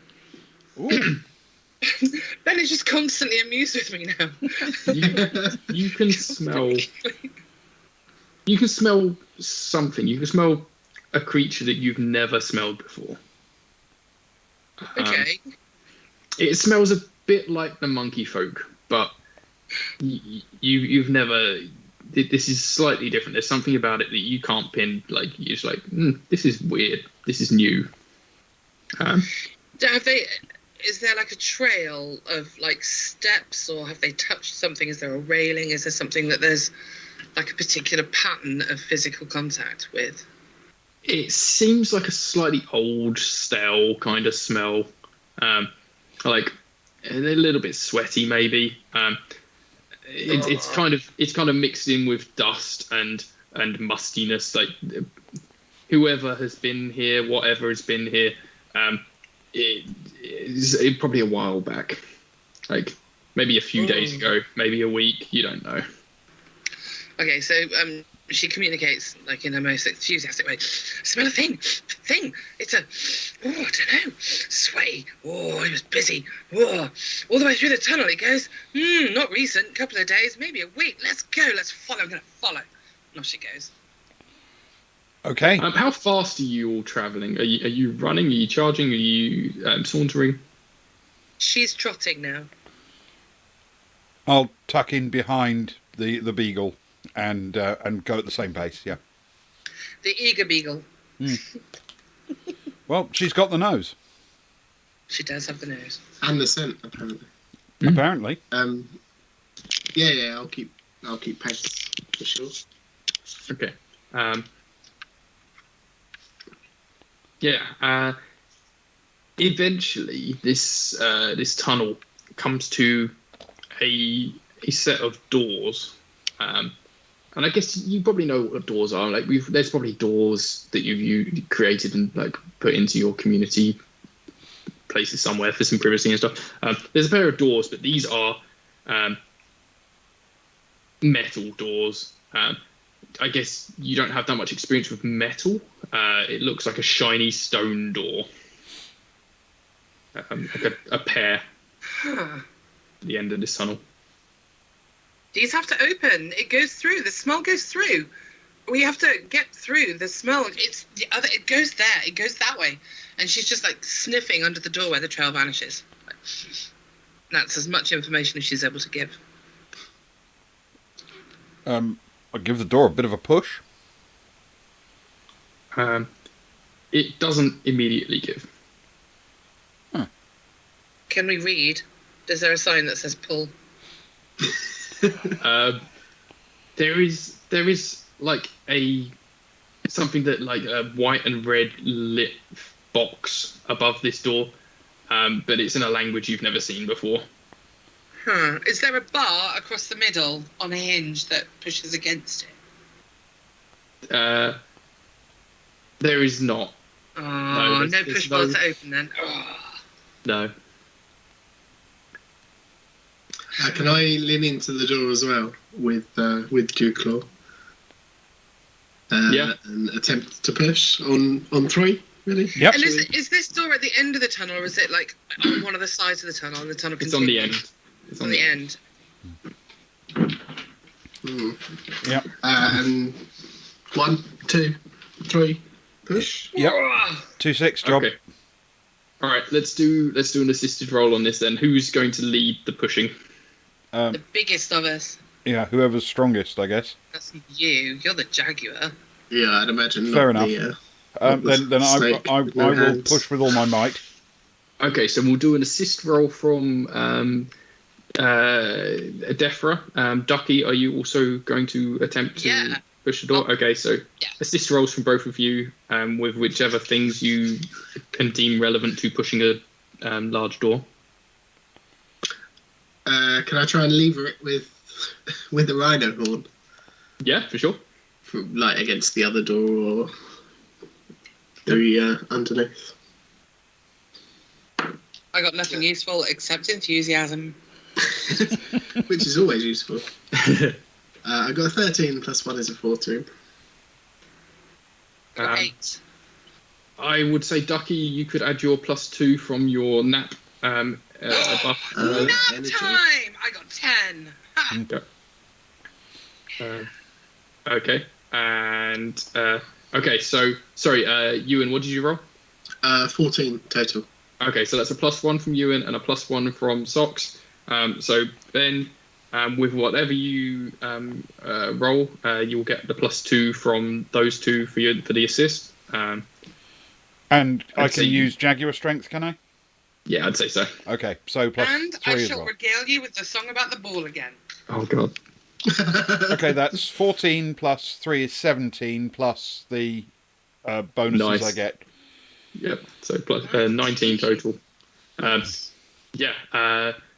Ewan's kind of levering with the horn. Not Ewan. Defra is levering with the horn.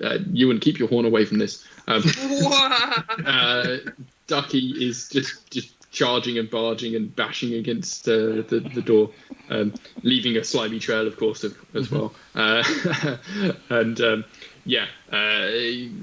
Dewclaw kind of pushes, and eventually the door kind of creaks and gives way and flies open, and the three of you fall into this larger room, full of lights, full of equipment and metal and shiny things that you've never seen before, that you have no idea what any of this stuff is, but there's lots of blinking lights, and there is sparking things, and more of these long white tubes that are flashing, and there doesn't seem to be any living things around, just these odd mechanical machines. Oh, Ducky retreats to the doorway. It's all too much for her. It's cold and bright and Oh no, hard. it's warm. It's very warm in there, actually. Oh, is it? But I mean, all the surfaces are like, they're not natural surfaces. They're all smooth and they're not rocky, grassy, woody. She's completely freaked out and it smells weird. It's not right. And she stays by the door and just kind of shivers and panics a bit. Okay. I think I'm going to slowly and carefully pad into the room as subtly as possible. If I can use any kind of chameleonish nature to disguise my presence as best as possible while doing so. I Sure. want to look as indistinguishable from the grey surroundings as practicable. Okay, so maybe I'll give you like a jaguar stalkingness plus your chameleon skin, so a +4 in total to that. Okay. That's a 6 plus 4 is 10. Okay, so you think you're pulling this off? You think, like, yes, nothing can see In me. the same way I think I'm putting on invisible. skinny jeans. Like maybe you're even looking over your shoulder. You're like, it's okay, guys, I'm still here. Where'd you go? And you kind of pad out into the middle of the room, and nothing reacts. And you're like, oh yeah, I'm so stealthy. I'm like a spy, whatever a spy is. And nothing happens as you do this. Defra, what are you up to? I'll turn straight over to Ducky and Ducky just say, Ducky, where did Dewclaw go? And play along. The enormous and quite obvious jaguar in the brightly lit room. No, this smell. It's like they vanished. You can't I'll even sing. smell them? Come back, oh Jaguar friend. That'll help. If I there had instantly been anything in regret the my- room, that has absolutely given it away. And then I'll slither into the room. Slithering, okay, yeah. Again, I nothing think reacts you at all. just said more about him than he Especially realised. after Ducky sings, there's still nothing has happened in this room. It's my heart song. You're also critical. We're not. Ducky, are you staying by the doorway, or are you going to join your friends into the room? I finish the song and then I see that everything's fine and there's nothing to be frightened of anymore, and I just go in and have a good old sniff around. I love Ducky so much. Okay. Okay, you go into the room and are you looking around? What are you doing when you get in the Just middle? having a sniff of everything. It's all like new, and all the sensations and textures, and it's all just new. She's never experienced anything man-made before, and she has no way of processing this except for through a sensory world. Yeah. So she's just experiencing as much with her nose and her eyes and her paw, like the pads of her paws as she can. She's just really just being a sensory spider. There's a spider right there. Hang on, I can't deal with that. So she's, hang on. I have 3 cats in this house, and not one of them is here to take care of this spider. I'm a grown woman in a modern world. So that's what she's doing. She's hang on, if I blow it, it'll get back up. Okay, sorry. Okay. Yeah, so she's just padding, doing the whole sensory thing, doing a big explore. Sure. Maybe we leave Socks to deal with the spider situation for a minute. The infestation. That's Give it Ben up and again. Newbon. It came down literally right in front of my eyes, and that was a bit shocking. So it's gone back up now. Oh, brave spider. Blazing. Wow. No. Okay, you and Ben, what are you doing in this room? For the moment, exploring, looking around, bit of a recce. Being all invisible and shit. Absolutely. Yeah. Very quietly, occasionally looking over your shoulder, say, "It's okay, I'm over here. I'm just going over here now." Yeah. Where did that voice come from? Yeah. Doing Jaguar-born stuff. Oh, nice. Defra will go up to something with some lights on, like some blinking lights, and start tapping the light and just be like, I think somebody's trapped like a firefly in here. You know, the fire horseflies. I think they've captured them. As you, Oh. I like it, fire horse words. As each of you is padding around and looking around and sticking your nose in places, each of you finds like some big flat surfaces full of lights, and when you look at them, you're like, this is an image of our home. Like, this is some of these are. There's loads of these. There's screens. You've never experienced a screen before. It looks like a watery reflection of something, but in it you can see one of them is your camp, one of them is like the forest, one of them is a beach. Like there's all these images of places that you It's have been and Stanley! lived. Look, it's Stanley! Somebody made a picture of Stanley. I'm going to take it to him, and then he'll love me again. But you can see that all of these places are like covered in vines. Like there's new trees where there weren't trees before, and it looks all wrong, as exactly what you had experienced before. The world as you knew it has changed, and you are now in this new, different world full of hard, shiny surfaces and whirring sounds and blinking lights. Is it all still growing? Can we see in the pictures?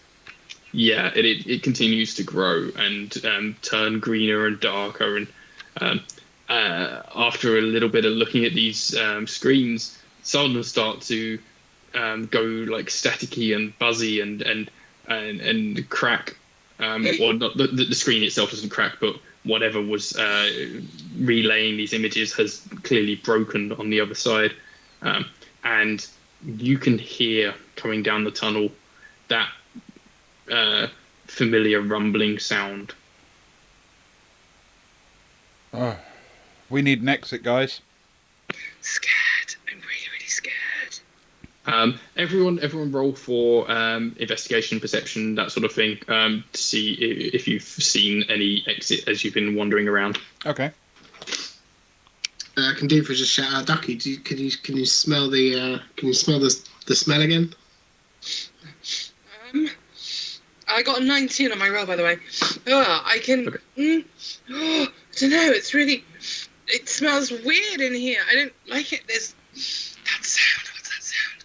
Okay, with the 19, you can tell there were these whatever was the source of these strange mammalian smell before is here in like multiple places.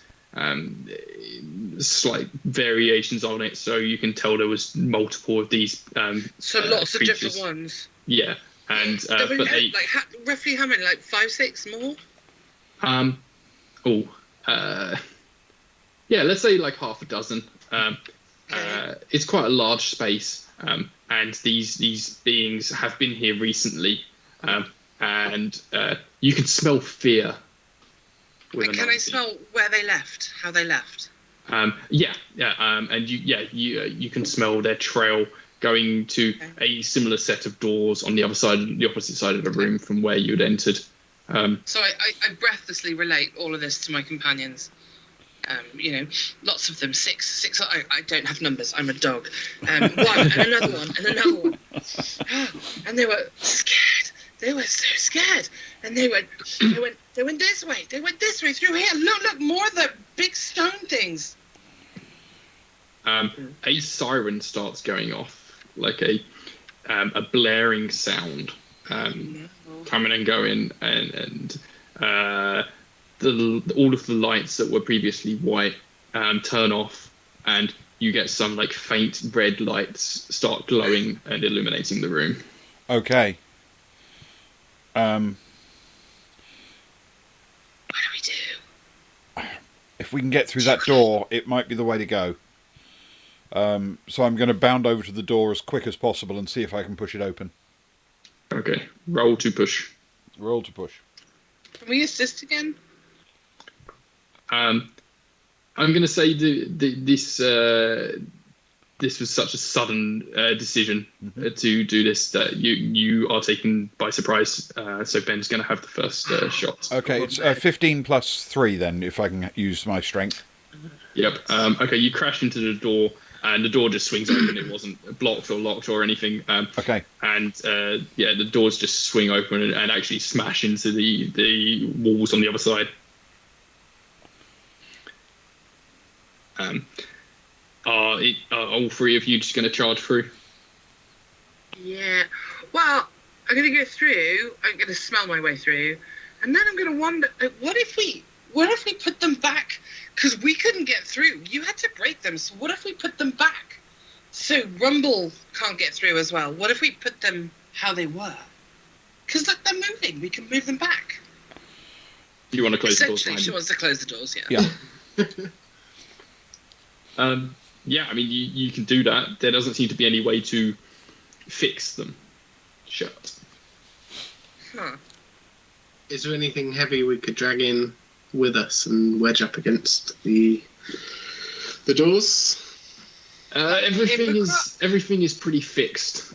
There's no like movable items as far as you can tell. Okay. Then I guess moving onwards is the way to go. Yeah, Ducky immediately banners that plan and starts sniffing the trail of the people that she smelled before. Yeah. So it's another corridor. It's so the tunnel you'd been in through before was all like stone walled. This one is more of this kind of shiny stone a metal surface, and more of these red glowing lights along it. We're in IKEA. This siren is continuing, and you can see it's not a very long corridor, maybe 50 meters, and then there's another set of doors at the other side. They look like they're different doors, so these aren't that shiny stone metal surface. These are kind of they look like water. They're glass, but you can't see through them. It's this kind of shimmery surface. Oh, like that misted glass. Mm-hmm. Okay, is there anything else between the two sets of doors, or is it basically just a straight corridor? It's just a straight corridor. Okay, then... Charge? Yeah, getting some distance between us and the rumble seems like the way to go. So okay, let's do running rolls then from everybody. Yep. Or whatever movement roll you can do. Can I add 3 for Beagle? Because they do run pretty blindly after a target sometimes. Yeah, absolutely. I'm not sure I really want to run that fast at these, but I guess she would anyway. 21. Blimey. Oh, Kelly. 17 plus 3, 20. Nice. Can I take to the sky? Yeah, I mean, you're not going to be able to get high. It's Yeah. But just a room height thing. But yeah, you can take to the ceiling. wonderful. That's a 5, however. Plus Okay. It's a 7. Right, so Ducky and Dewclaw charge on ahead. Defra thinks they're being very smart and shoots up into the air, bounces off the ceiling and comes back down to the ground. Like, oh, no, that was a mistake. Slivers along behind quite slowly, but is going to get to the end eventually. As you do, the doors are swinging behind you. They're just swing doors. They didn't even have like handles or anything. And you can see behind you the gap between the doors. There are vines starting to creep through that tunnel you'd come through previously. And the rumbling is intensifying. But you will all eventually make it to the end of the corridor. Ducky and Dewclaw get to the end first, to these misty doors. And as you do, they slide open with a noise.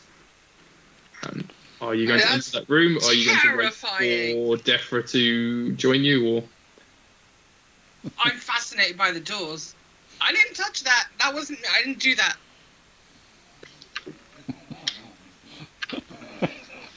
I wasn't actually going to blame you. She gets blamed a lot for breaking stuff. Going to pad inside, keeping wits about, keeping an eye open. Are you doing your super stealthy thing Are again? you going invisible? Yeah, I think so, just in case. Oh, where did you go?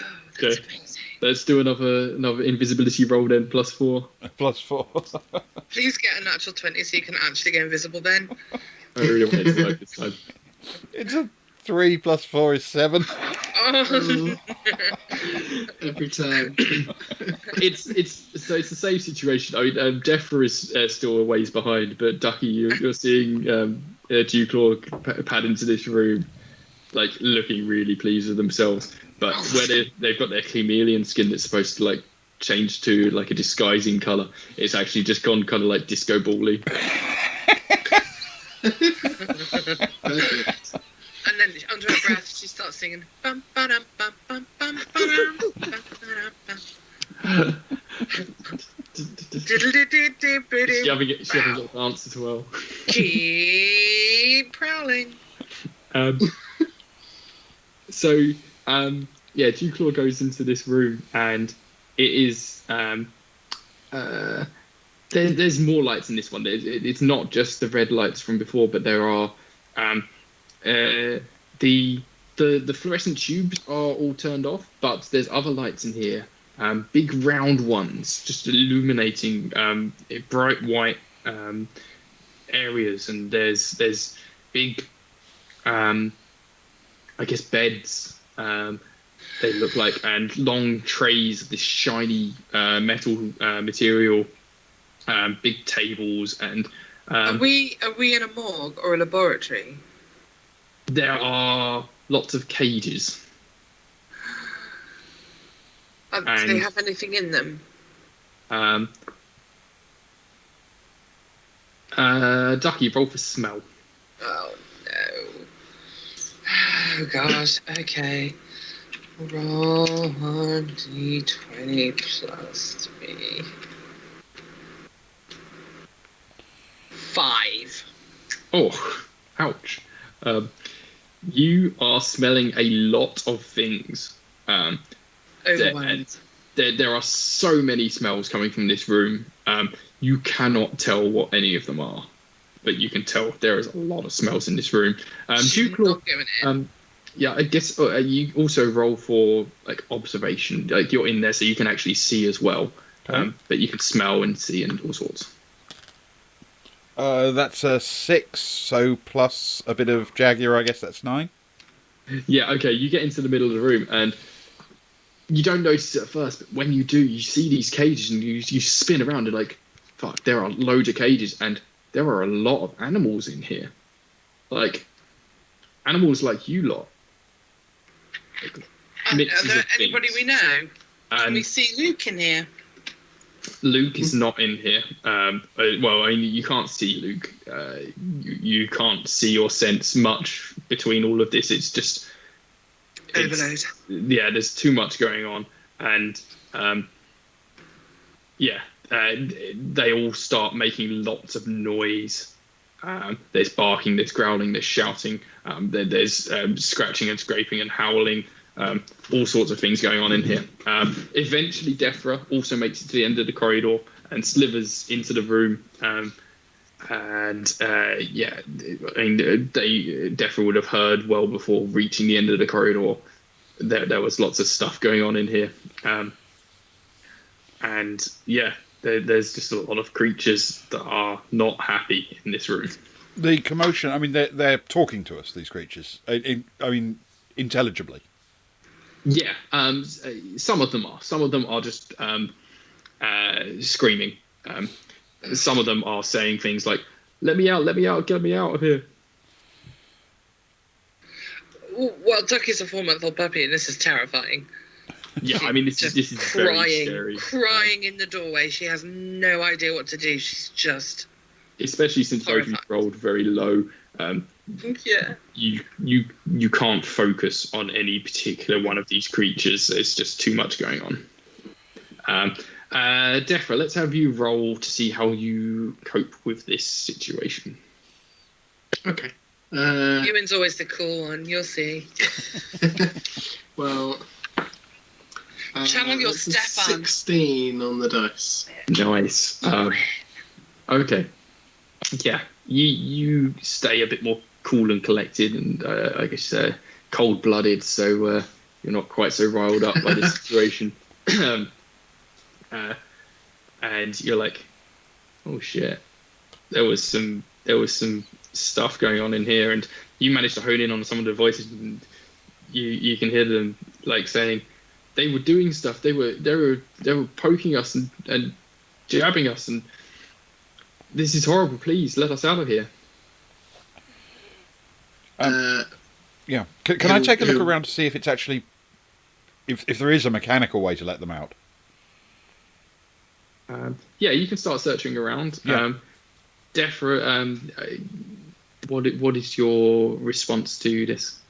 He'll say to everyone, "Well, let's get them out." Do we recognise any of the animals in particular? No, you're able to focus on each one of these, like kind of one by one, and be like, no, I've never seen or even heard of any of these creatures before. And actually, they don't look well. There's something like, even though you've never met any of these creatures before, there is something wrong with them. Oh, can I smell what's wrong with them? Does it hit my nose at all? Are they diseased? Are they all affected by the same thing? Is it something that's, dogs can smell that kind of stuff sometimes. Yeah, I think we'll continue your previous role, and your sensoriness is just all over the place. You can smell a lot of fear. You can smell a lot of other various emotions. I feel like Fiverr in Watership Down now. Can Defra go over to her and take his wing and slap her around the face and just say, "Snap out of it! We're gonna get these." You were gonna say give her a cuddle. No, we're gonna get these animals out of here. Yeah. Okay. Let's do that. Let's have you roll for Is it calming her down? Is it slapping sense into her? I guess. Yeah. Roll parrot wing. Focus. Trying to focus. That is a 12 plus 2 is a 14. Okay. No, that's 3 now. Sorry. Oh yes, plus 3 rings. Okay. You managed to snap a ducky out of a kind of overloaded state, and she can now have a plus 2 assisted sniff to see what she can now detect. Okay, so plus 2 assist and plus 3 for Beagle. 24. Wow. Okay. Now you can tell. You managed to kind of shake your overloaded state off, and you're like, oh god. You don't know what, but something is wrong with these creatures, and Do things smell dead here? Can I smell death? there's been death in this room. There's been medical things going on in this room. There's the smell of blood, the smell of fear, hatred, anger. None of it directed at... This is really dark, Ben Bon. I'm sorry. There's been some weird shit happening here that you've never experienced before. So she conveys this as fluently as she can, and she's just kind of staring and saying they're frightened and they were opened and they're hurt and they're dying and they're but there is also something wrong with them. Like they are. Oh, they're wrong. They're mismade. They're not right. And she's still really reluctant to go into the room. But she's suddenly very attentive, and she's looking at all of the animals and just trying to figure out what it is that she can sense now. Each of them is different. Like not all of them have this very wrong kind of nature that you're sensing, but a few of them really seem dangerous. We shall turn to Dewclaw. What are you up to? I'm looking around to see if I can identify a mechanism for opening the cages. I'm not planning to use it yet, but I want to find out if I can work out how they open. Sure, let's have a searching roll. Okay, the roll is a 2, so I'm guessing I'm not going to be successful at this. You'll... Let's say you start clawing at walls and bashing into things. You're just like trying to see if anything does anything. Like you don't really know what a mechanism is in the sense of this new metallic world. So you're just kind of poking things, and suddenly you see vines starting to creep under the door that you'd come in. It doesn't do the sliding apart thing. It's not sensed any creatures coming from the other side, but the vines are poking a little bit underneath, and that spooks you. And as that happens, you smash your claw against something, and all of the cages open. And oh wow! Dozens upon dozens of creatures. Like some of them are. But I mean, they're all clearly hybrids, but some of them have attachments. Some of them have little bits of metal and blinking lights on them. Oh, it's just like overgrown cyberpunk. And Nice. most of them, like, just absolutely terrified, flee. There's another set of doors on the other side of the room. It's a really big room. This one is tall, maybe like 2 or 3 stories tall, floor to ceiling in these cages. And the main lights come on now, and the whole place is illuminated, so you can see it really clearly. Dozens of these animals, all shapes and sizes, all sorts of breeds and mixes, and most of them just flee out this vast sets of doors and disappear into another long, dark corridor. And then there's a Tyrannosaurus Rex and a Velociraptor and a big sign that falls down. But there are 3 that kind of, what's the word I'm looking for? They kind of slink out of their cages a bit more meaningfully, a bit more purposefully. Mm-hmm. And you see these 3 creatures. I can't remember what I called this, a scorpion bat, a scorbat, I guess. There is a slox, slug ox, and a sword eater, a swordfish anteater. And yeah, the scorpion bat starts circling in the air above you, and seems to be kind of eyeing you up from the height. And the slox slinks out of its cage and just gives you a big old stink eye. And then the sword eater comes out of its cage very kind of slowly, and then just starts swinging its nose around, being like, gives a little, I don't know what sound would a swordfish make. I don't know. Just say it gives a hiss. I don't even know what sound an anteater makes. I need to get a sound effects expert on these streams in future. And we shall all roll for initiative. Okay. So this isn't necessarily like the definitive order you have to go in. Like, if it's more to determine whether you go before or after the other creatures. But I will roll 1 dice for all 3 of them, and each of you roll your dice to determine whether you go before or after them. Do I still get a bonus for nap time, or is that over now? You haven't lost the bonus from nap time yet, so you can still have your nap time bonus. Nice. 7. I don't think anyone else has any bonuses that would apply to this. No, probably not. So I rolled a nat 20. My combat roll. No. I got a 4. Oof. Well, I've easily beaten you, Ben. I've got a 6.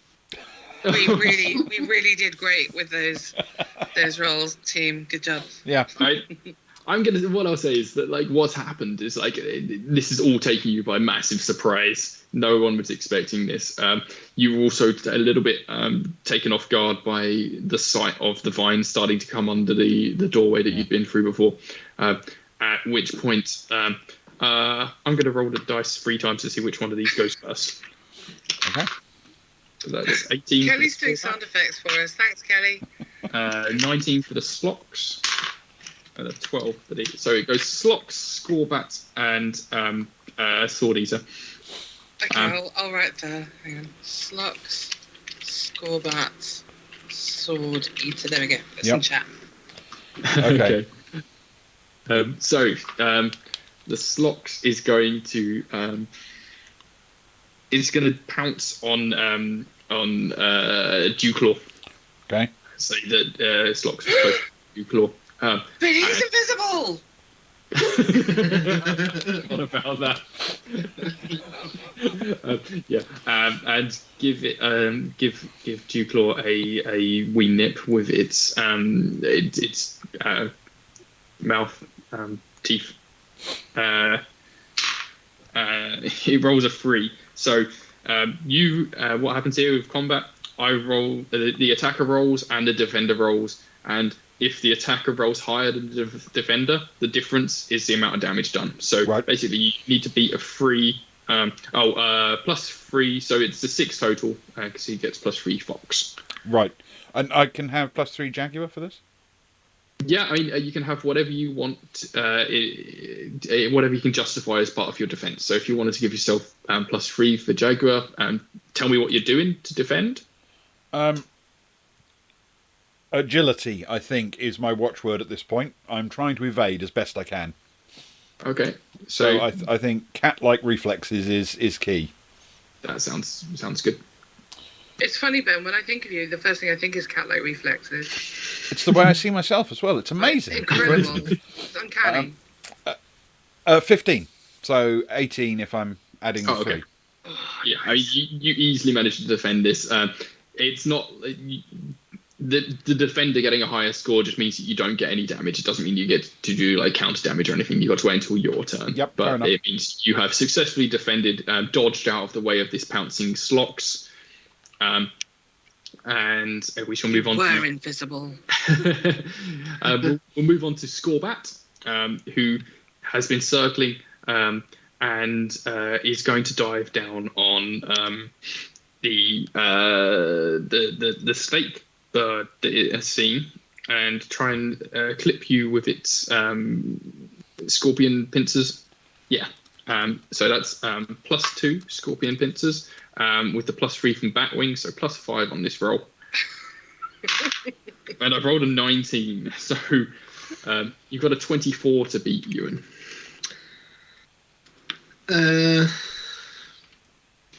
Oof. I suppose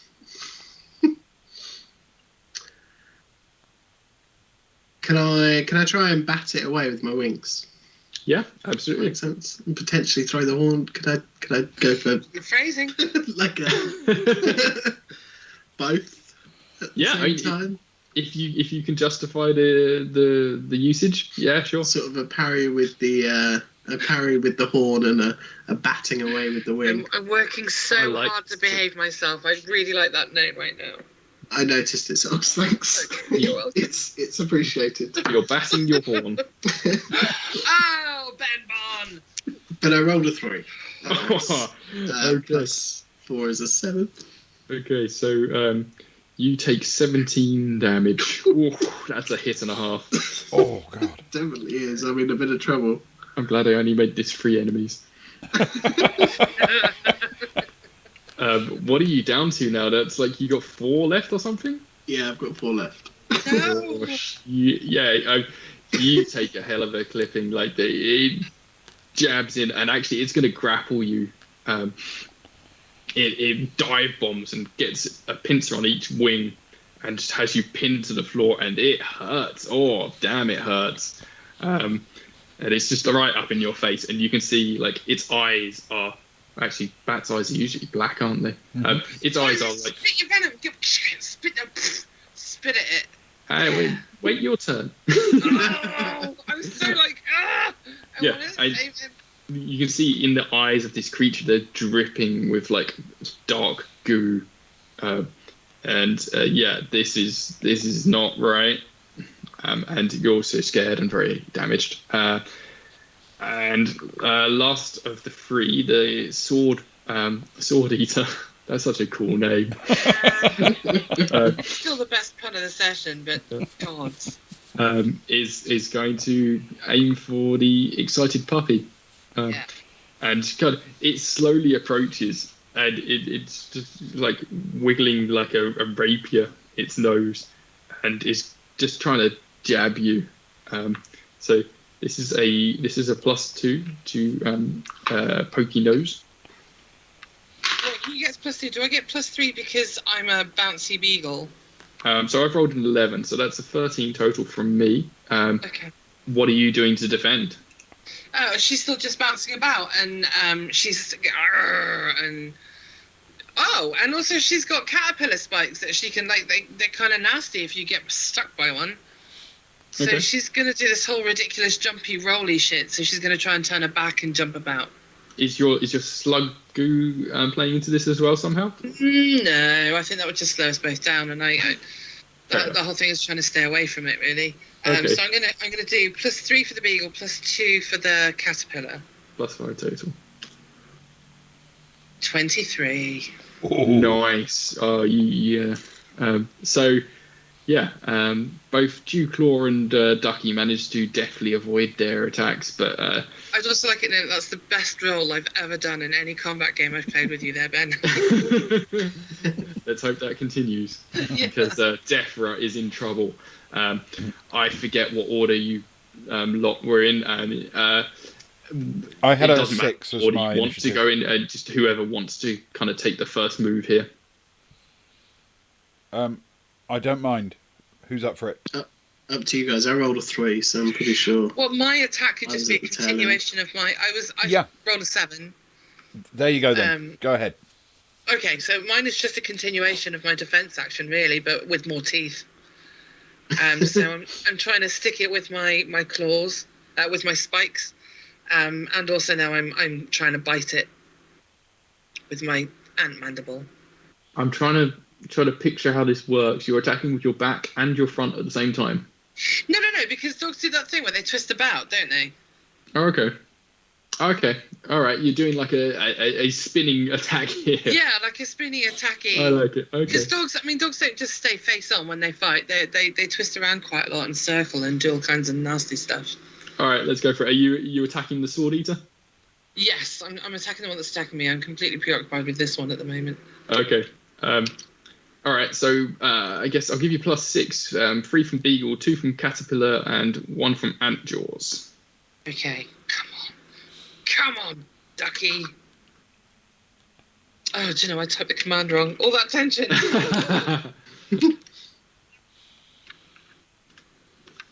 14.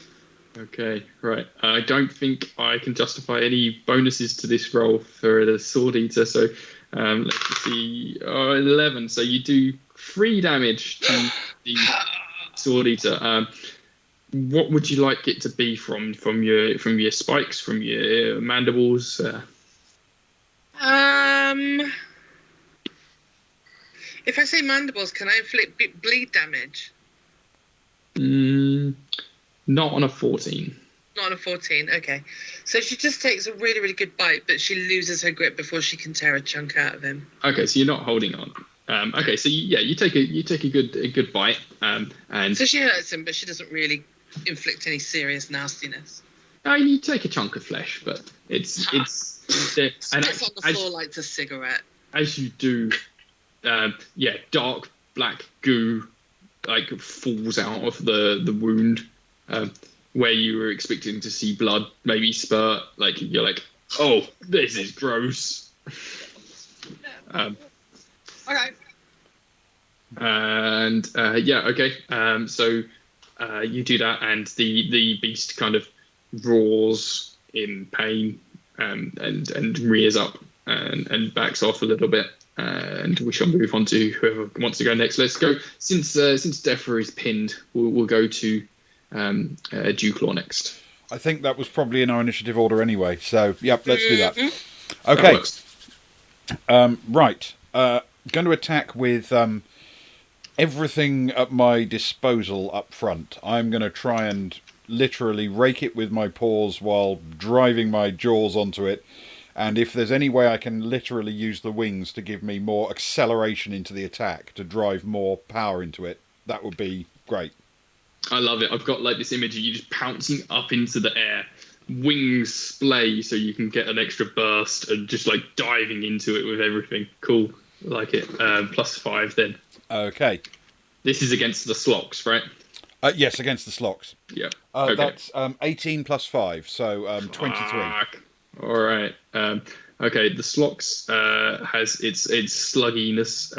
It gives it an extra kind of slime to kind of deflect you. So that's a +2. I got a 13. So plus 2 is 5. 15. So that is 8 difference. So you've done 8 damage to the slocks.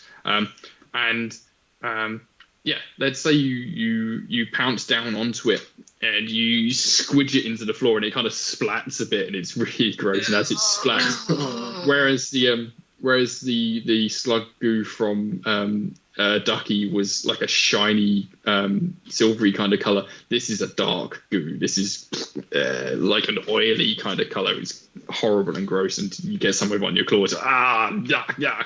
And you claw it away to like bash it to the side. But you've done some significant damage to this thing, and it has lost a lot of this goo. And we shall turn to Defra, who is currently pinned in a very precarious position. What are you going to do?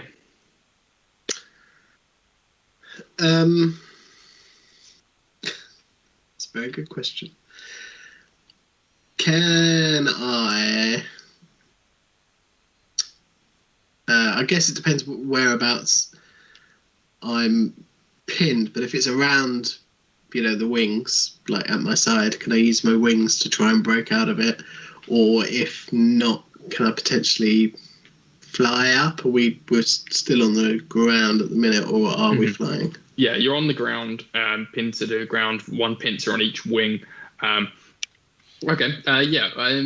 guess we'd call this like a contested strength roll with your wings to see if you can like break free or like move in any way at all.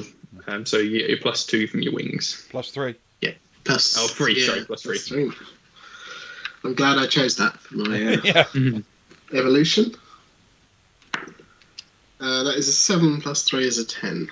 Okay, so if I beat a 10, I guess I'll get my +2 from the pincers. I've rolled a 3. Okay, so you break free, and you now have a chance to do something addition. You can attack, you can try and flee, you can do whatever you like. Ooh,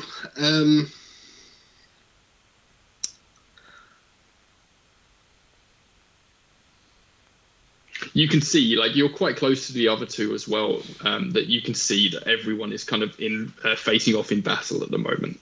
But the other two seem to be doing slightly better than you. not wanting to be the odd one out, I suppose.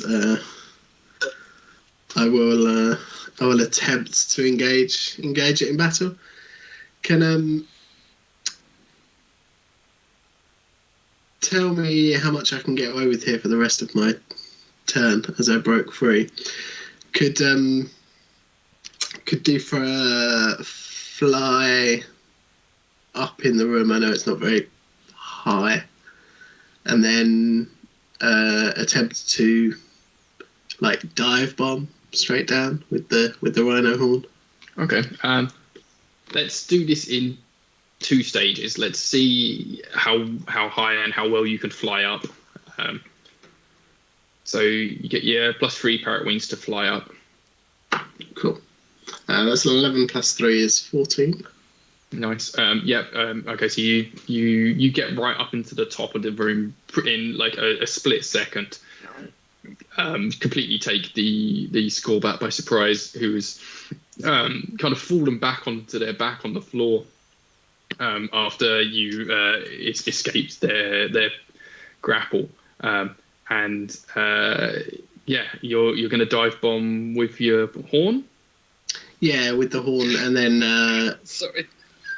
try and seriously. try and Sorry, glide You're it so out. well. Yeah. This is Grow a very up, Ducky. serious game. I know. Just try and glide it out at the end, obviously, so I'm not falling straight down and hitting the ground. Like All right, so I'll give you parrot wings and rhino horn on this then, so +4 total. That's 5 + 4. My dice rolls have really taken a turn after that 20. Okay, well, so I've got to beat a 9. I am going to say that the Scorebat, because it's on its back, it's unaware of what's happening. It's taken a little bit by surprise. Doesn't have any bonuses to this roll. It has rolled a 13.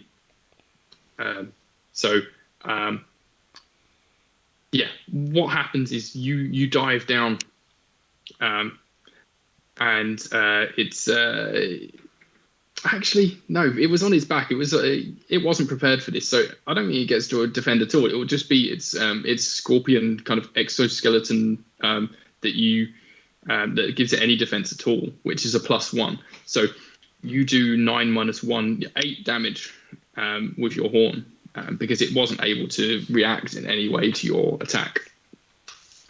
So actually, yeah.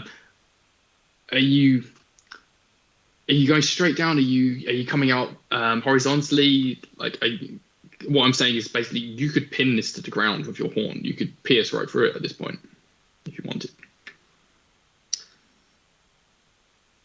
Let's try that. That sounds good. Cool. All right. Yeah. Your horn just pierces straight through its scorpion skin and pins it to the floor. You've got it like maybe through like the bat abdomen, maybe the Batman. the abdomen. It's now pinned to the floor and will have to kind of escape from that to be able to do anything to you in the next round. Actually, so is it Skullbat's turn next? It was no, it was Slox was first to go, wasn't it? Slox, So, I think, yeah. I wrote them down here. Slox, Skullbat, Sword, Eater. Yeah. So Slox, having been pounced and swatted by a large jaguar beast moments ago, kind of gets up to its feet and shakes itself off and tries to reply to the pouncing with its own pouncing, except it's a bit more slobbery because of all the slug slime.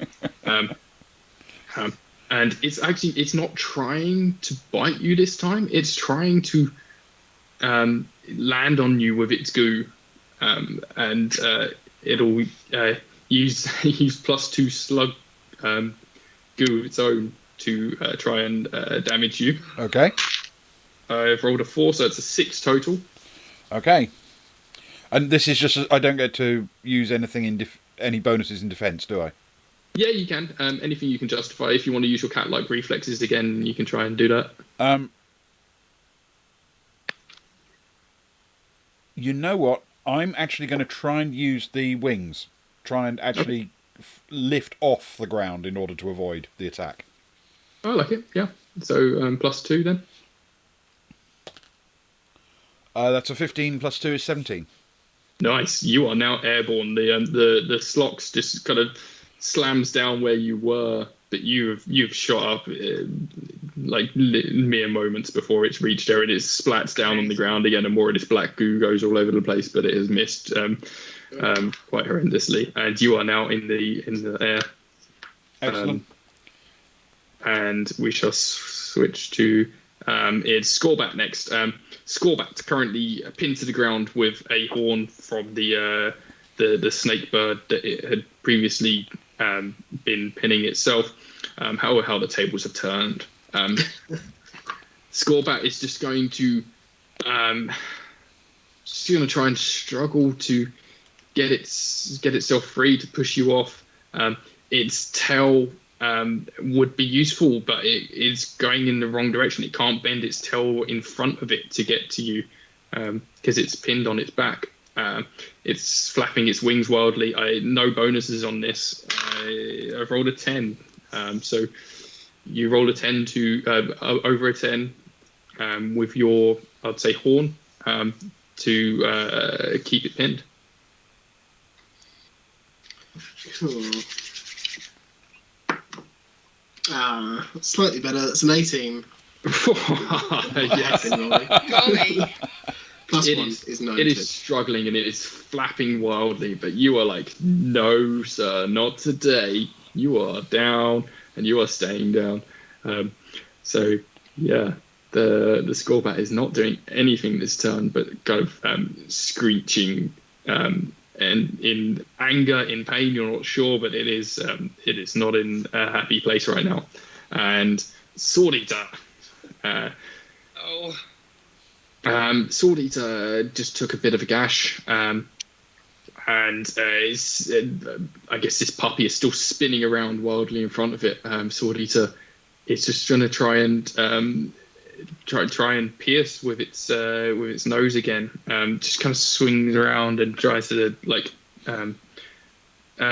tries to do a swipe and then a jab.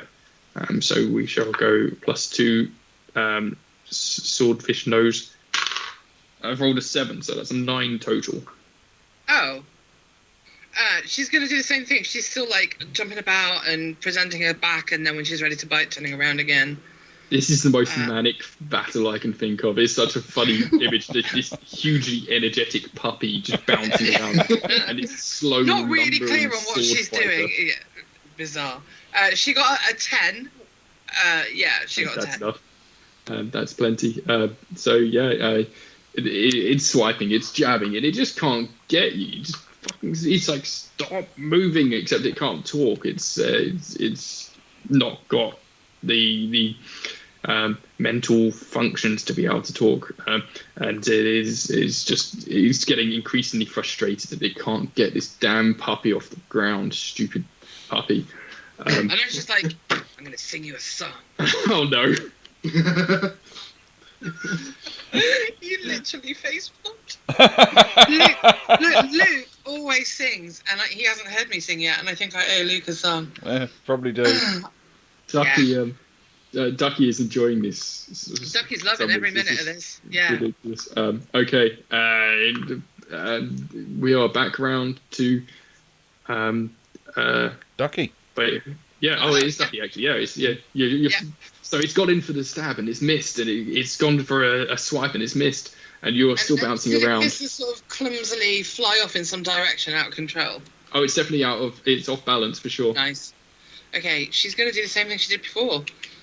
So with the teeth and the spikes, and then she's going to, if it's off in a direction, she's going to try and kind of roll a shoulder into it to get a spike into him and then turn around and bite him. That's her intention. Okay. All right. Yeah. Go for it. So can I have a +6 again? Is that right? Yeah, go for it. Yeah, you're fine. Whatever. Okay. Roll 1d20 +6. 13. Pointy end goes in the puppy. Kelly, that's mean. So sorry, 13 total or 13 +6? Oh no, 13 total. Okay, right. This time it is.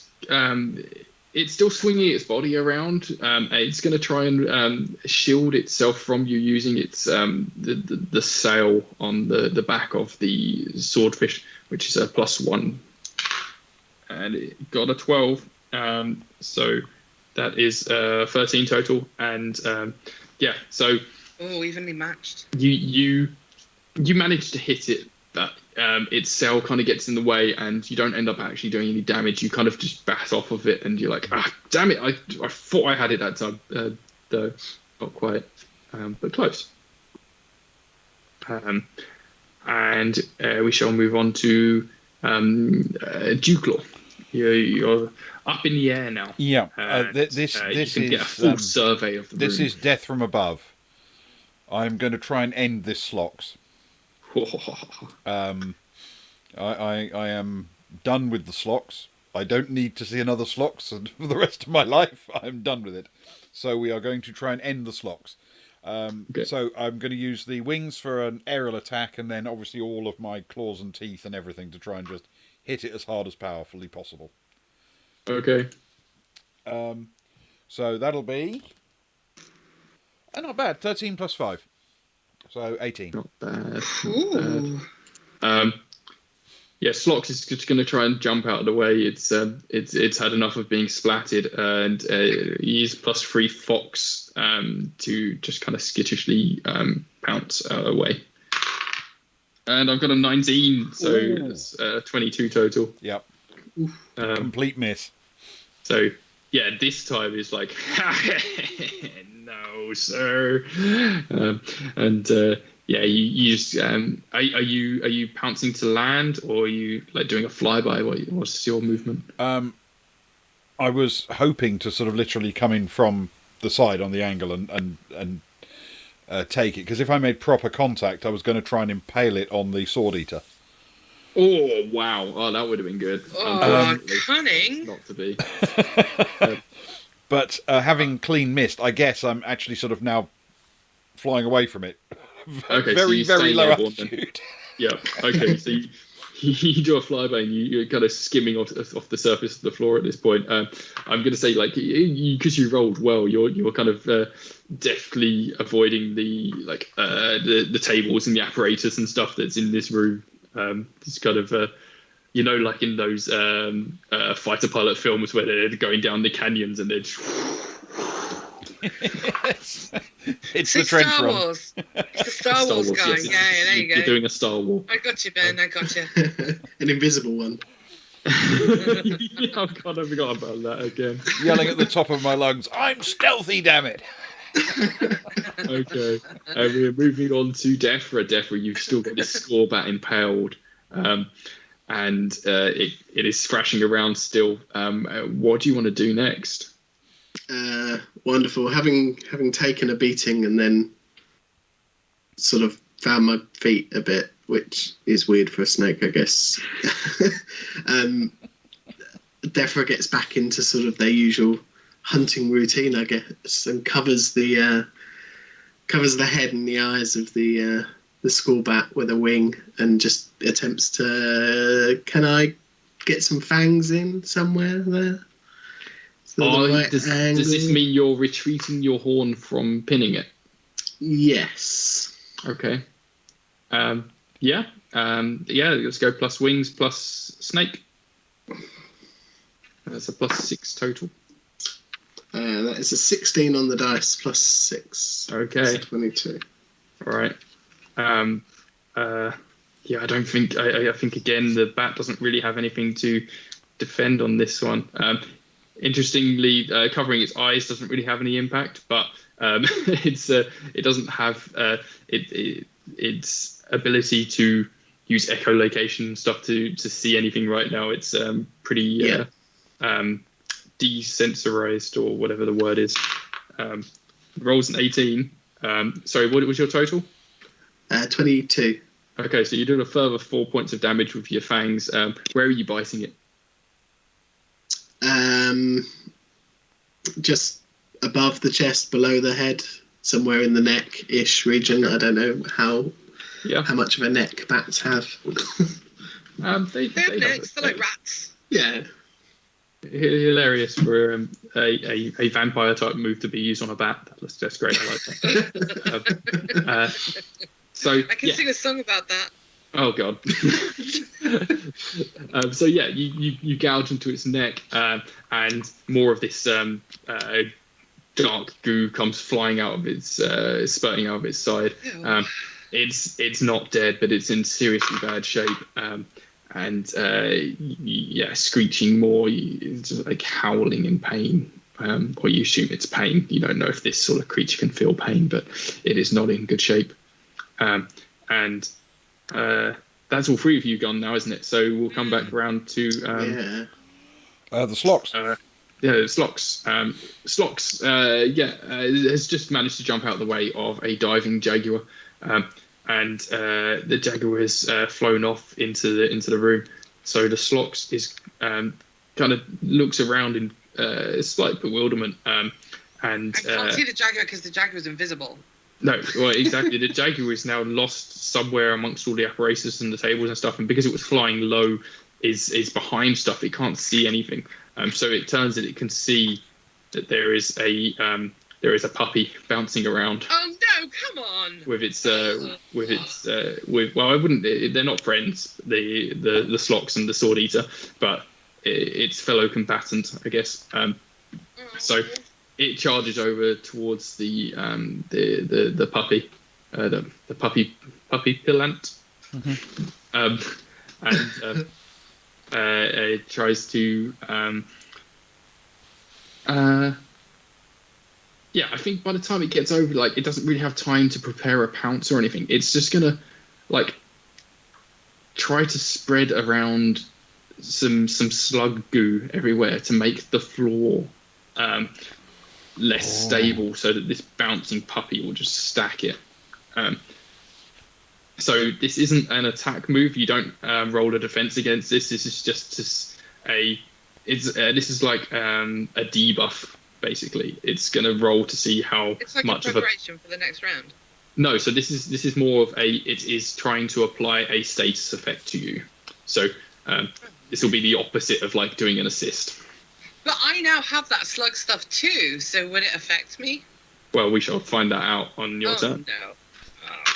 No. And I've rolled a 12. So the ground where you are at now has a -1 steadiness effect, I suppose. I will say when it comes around to your turn, you will be able to use your slug goo to counteract that. So you have +1 slug goo. This is -1 slug goo, so they cancel each other out.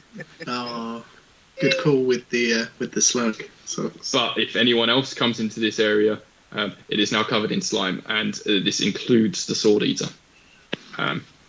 who is the Sword Eater next? No, the Sword Eater was last, wasn't it? Yes. What was it? No, it's next. You've done the slugs. Okay, yep, okay, Sword Eater. Scorbat is after Slox. Okay. Oh, is it Scorbat time? Okay, I thought Scorbat died. No, Scorbat's no, still no, alive. no. Oh, me and my optimism. Darn it. So wait, so is Scorbat next? I Yes. have no memory. After Yes. Slox is Okay. Scorbat. Cool. Shall I bring the thing I wrote down again? It's fine. I should just pay attention to anything. Right. So Scorbat. Scorbat is currently being bit in the neck by the snake that was previously pinning it, and it does not like this. So it is struggling. It's flapping, and it's going to try and launch itself into the sky to get away, trying to release itself from this bite. And so it rolls +3 for bat. I've got a 15 on the dice, so that's 18 total. Your role is to try and stay attached to it if you wish to try and stay attached to it. Ewan. Yes, I will.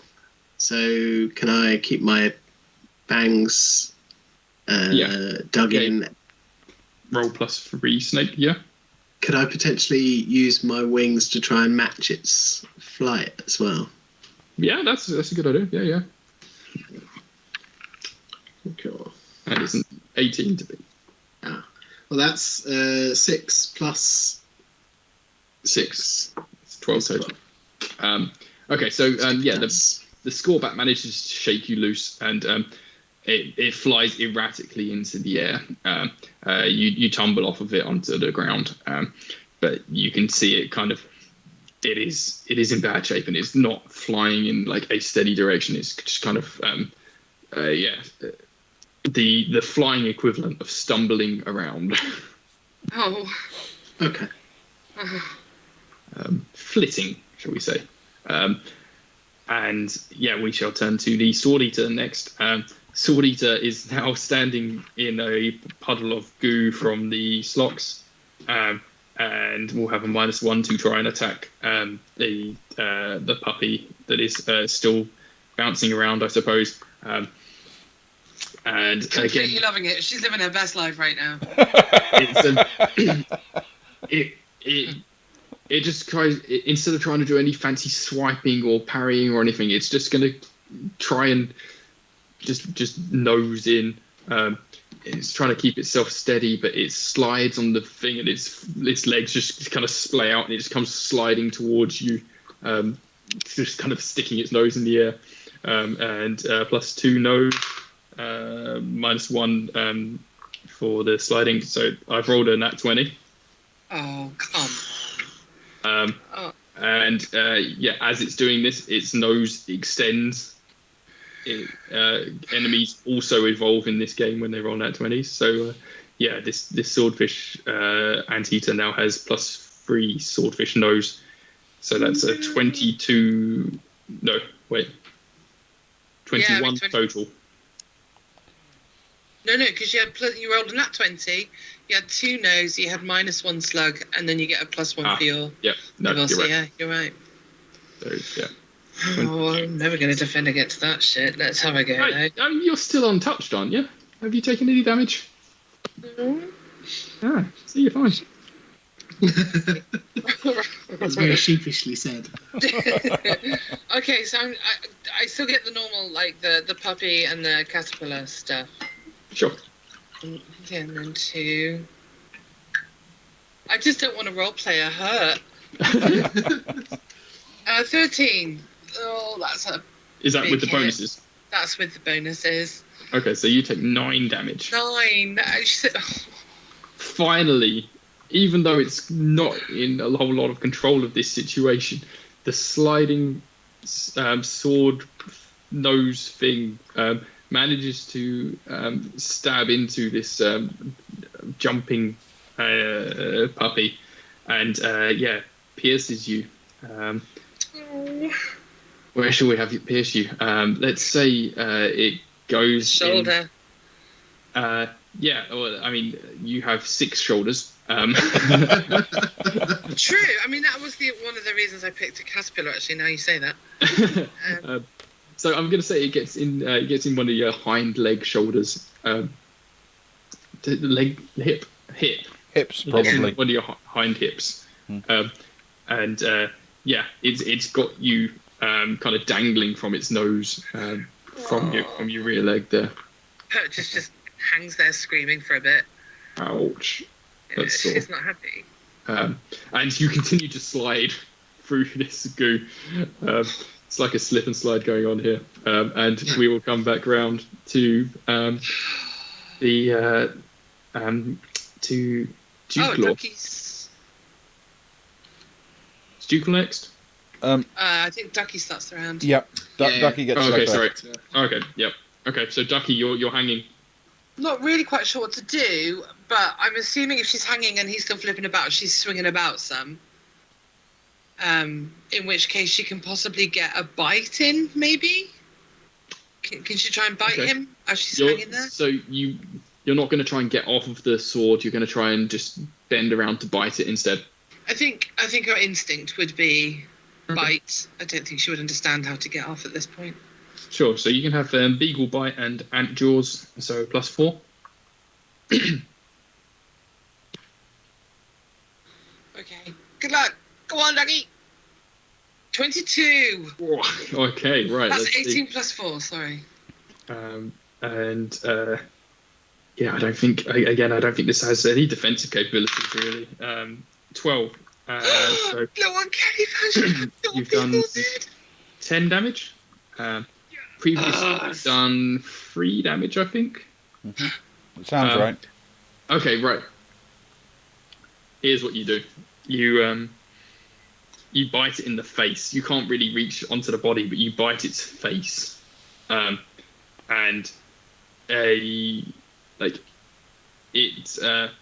like a whole massive chunk of its face, its cheek just falls away from its face, and I bite its eye out.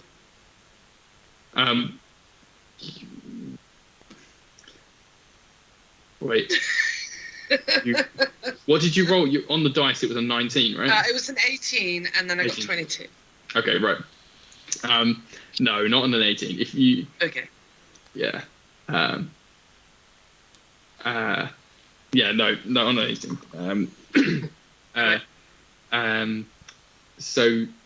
You take a chunk out of its face.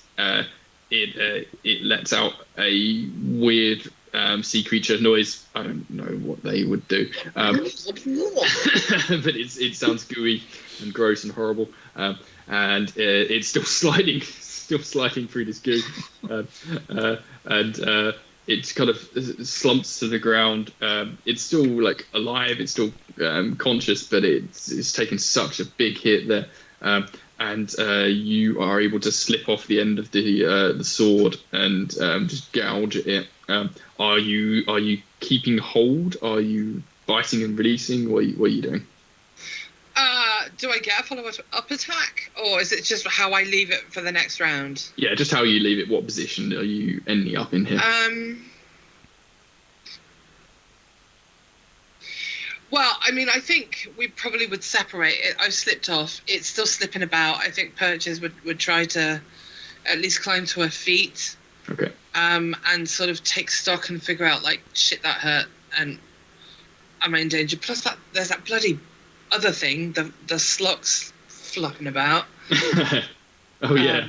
So she's a little bit overwhelmed at the moment and just trying to figure out what her next move should be, I think, is what she's doing. Okay.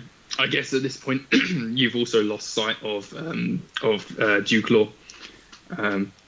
So yeah, you don't really know what's going on, but you've taken a large chunk out of this sword eater. But it's also taken quite a large chunk out of me, to be fair. Well, that's true. I imagine 9 points is bleeding quite heavily and quite seriously injured. How many do I have in all? 15? 30 to start with, I think. You start with 30, so you've got 21 left. Oh, she's fine then. You're not like mortally wounded or anything. Like you've been jabbed, but it's nothing that you won't recover from. I mean, you're not. She was raised like in a good family in a nice neighbourhood, so this is the first time she's ever been really hurt. You've got 5 other legs. You're fine. Like, I feel you're a bit judgy about her legs. That's what I'm saying. It'll heal. Anyway, Dewclaw, you're a canyoneering. What are you doing? Even obviously as I set off, I was already planning to loop around and come back to the fight. So whatever route I took through the cages and pillars and furniture of the room was designed to come back. If I've judged it right, I still want to have a go, because I think it would be cool, at knocking the slocks onto the swordfish. Okay, this is going to be interesting. Okay.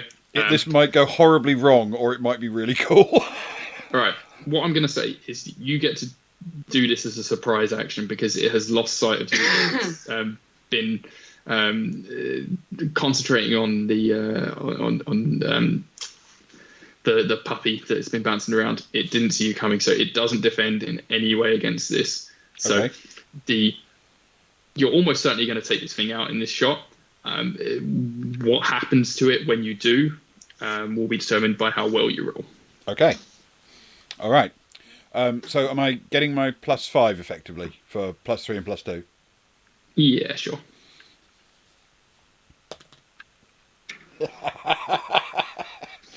Natural 20. Yeah! Nice. Oh, yes, that is such great timing. Lovely. All right. So, what do you want to do? Do you want to increase Raven Wings to +3, or do you want to gain a new feature of some kind? I think for the, narratively speaking, for what just happened, it's got to be the wings. They've got to go up to +3. Cool. It was that brought this off. So yes, straight in. And so yes, Raven Wings +3, please. And I would very much like to try and kebab the slocks if that's possible. Okay, I mean the slocks is dead, definitely dead. And what happens to the sword eater is it'll try to dodge the flying carcass of of the slocks, and it's not a particularly deft animal, so it doesn't have any bonuses for this. It's rolled a 2. And it should have a -1 because it's also standing in the sticky slimy stuff. Yes, so it is. Yep. Okay. So the slock's body impales right on its nose, slides all the way down right into its face, which also has this large hole in it. And as it does, you see the nose just bend. The front of the face just fall away. The nose comes off. Just the face just is gone and is replaced with a large hole that is gushing this dark goo. I didn't plan for this to be quite so grim and gross. I probably should have checked with you guys first. This was okay. This is definitely not the child-friendly stream. This is not a child-friendly version, no. I think we established that when I peed down a force field. Actually, I think that was just a painted wall, to be honest. Kids, yeah. Right, and we are back around to Ewan with Defra. You've been thrown to the floor by the scorebat, who is circling erratically above you. What would you like to do? Can I curl up on the floor with my tail and taking a slight hint from Kelly in chat? Can I try and use that to spring up and flap my wings at the same time? And I like it, doing a coil. yeah, and stab it, I guess, through the Love it. my horn. So this would be a +7 total then. Wow. It's probably good because my rolling continues, and that's a 6, so 13 total. Okay. I guess I get +3 from the flying bat, and I've rolled a 19. So, yeah, Nice. you shoot it up into the air, and the bat not paying a huge amount of attention, but it sees you coming. Well, it uses its echolocation to hear you coming, I suppose, and its erratic flight path means you miss it and you go soaring past. Are you going to stay in the air?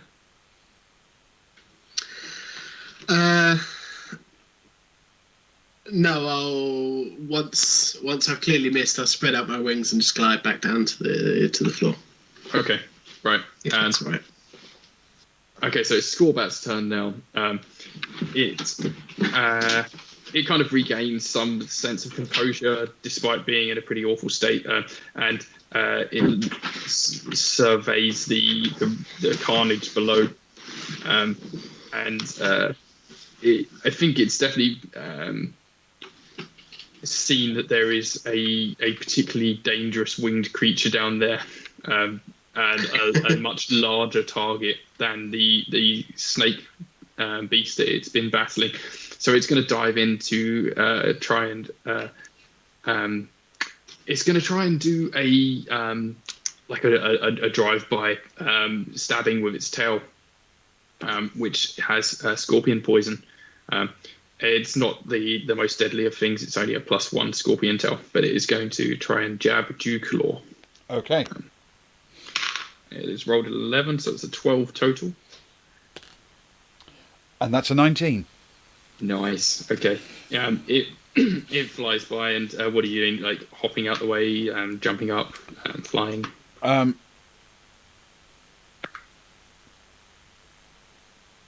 think what I'd like to do is do one of those sort of amazing sort of cat tumbles where they sort of roll over themselves and then right themselves. So almost do an on the ground loop around its flight path. Nice. And come up back on the I balls. like that. That's some nice acrobatics there. Cool. All right. So yeah, you do that, and the Scorbat just manages to fly straight under your loop, and it gets no hit on you at all. But it does get past you, and it's out of reach, out of immediate reach. And we are back to God. I can never remember this order. Is it Socks first? Yeah, but what was your mutation, Ducky, for rolling your nat 20? Oh, that was Raven the wings. Yeah. Nice. Okay. I went +3 with the wings. Oh, that's kind of terrifying and amazing. Huh. And Okay. it's just big old raven wings now. We now have two very large winged beasts. It felt appropriate since it was a flying attack that earned me the bonus. Yeah. Mm. Yeah. Maybe they're not bigger. Maybe because it was like the agility of the attack. Maybe they're sharper wings now or something. Maybe they're Like yeah. Lord Shen's wings with the sharpened feathers. Like that. Okay, so at the start of this moment, we've got her facing off against the Sword Eater. Oh, the sword eater's dead. Oh, the Sword Eater's dead. So there's... The Scorbat is the only thing still alive, and it has just flown, let's say, like, in between you and Dewclaw. It's just kind of flown past and is still kind of airborne. Not very high off the ground. Okay, Maybe it's so- like a meter or so high. She doesn't have a chance of catching that because she just doesn't. So she's just going to take a moment and look around for Defra. She can see where Dewclaw is. And Dewclaw is clearly, in a very cat-like fashion, fixated on the bat. I'm over here. Yeah, she's gonna look for Defra and make sure that Defra's okay. Okay. And yeah, I'll say you've definitely seen where Defra is. You can get to Defra. What are you going to do when you get to Defra? I feel like she's grown up a bit in this fight. This is definitely the most challenging moment of her life. She just wants to connect with her buddy, maybe nudge him with her nose, make sure he's not too injured, see if she can rouse him and wake him. Just kind of assess the moment and. Okay, I mean, you get over there, and he's definitely injured. You should probably lick his wounds a little, give him some healing. Yeah. Okay, so I'll give you a +3 beagle healing. +3 beagle healing, yeah. I couldn't not put it in chat. The one time that lick is actually appropriate on the channel and nobody says anything. I know. Okay, 1d20 +3 for beagle healing. Oh, 22. I got 19 +3. Nice. Brilliant. Okay, so that gives 12 points of healing to Defra. Nice. That's you have. I mean, they say dog saliva actually does have healing properties, right? Wow. Yeah, mine's got nanites or some shit in it. It must do. Amazing. So that puts you back up to like 16 or It's something, that right? weird slug goo. Yeah. That's what it is. I slug gooed you. Oh, in that case, okay, an extra 1 then. So it's 13 points of healing there. You let me have that? Nice. Go on, you and have 13 points. Yeah. Oh, that's very kind. I don't see them anymore. It's practically under the battle. It just put me at 17 though, which Lovely. is a lot more comfortable. Okay. Well, I didn't realise you were that badly hurt, actually. So. Oh, he's on 4 health. Oh, wow. Okay. And has been for like 3 rounds. It's very lucky in here. Wait, so she's just going to stay there, like, taking care of him for a little while. I like it. That's nice. Okay. Dewclaw, you're up. This could be the killing blow. Well, yes, I'm in pursuit. I mean, I guess you're in kill mode as well now, having just taken out 2 other beasts. I am determined to end this thing now. It has attacked my friends. It has annoyed me and tried to attack me, and it is going to pay for this. Okay, we're doing a dog fight here. Yes. Cat fight. A cat-bat fight. Yeah. Cat back dog cat. fight. Okay, so Raven Wings and Jaguar? Yeah, I mean, this is going to look like 633 Squadron going on, sort of pursue each other. So yes, Right. it'll be, I guess, hopefully +6. Yeah. Yeah, go for it. Not bad-ish. 14 +6, 20. Not bad. All right, How is let's that see. not bad, Ben?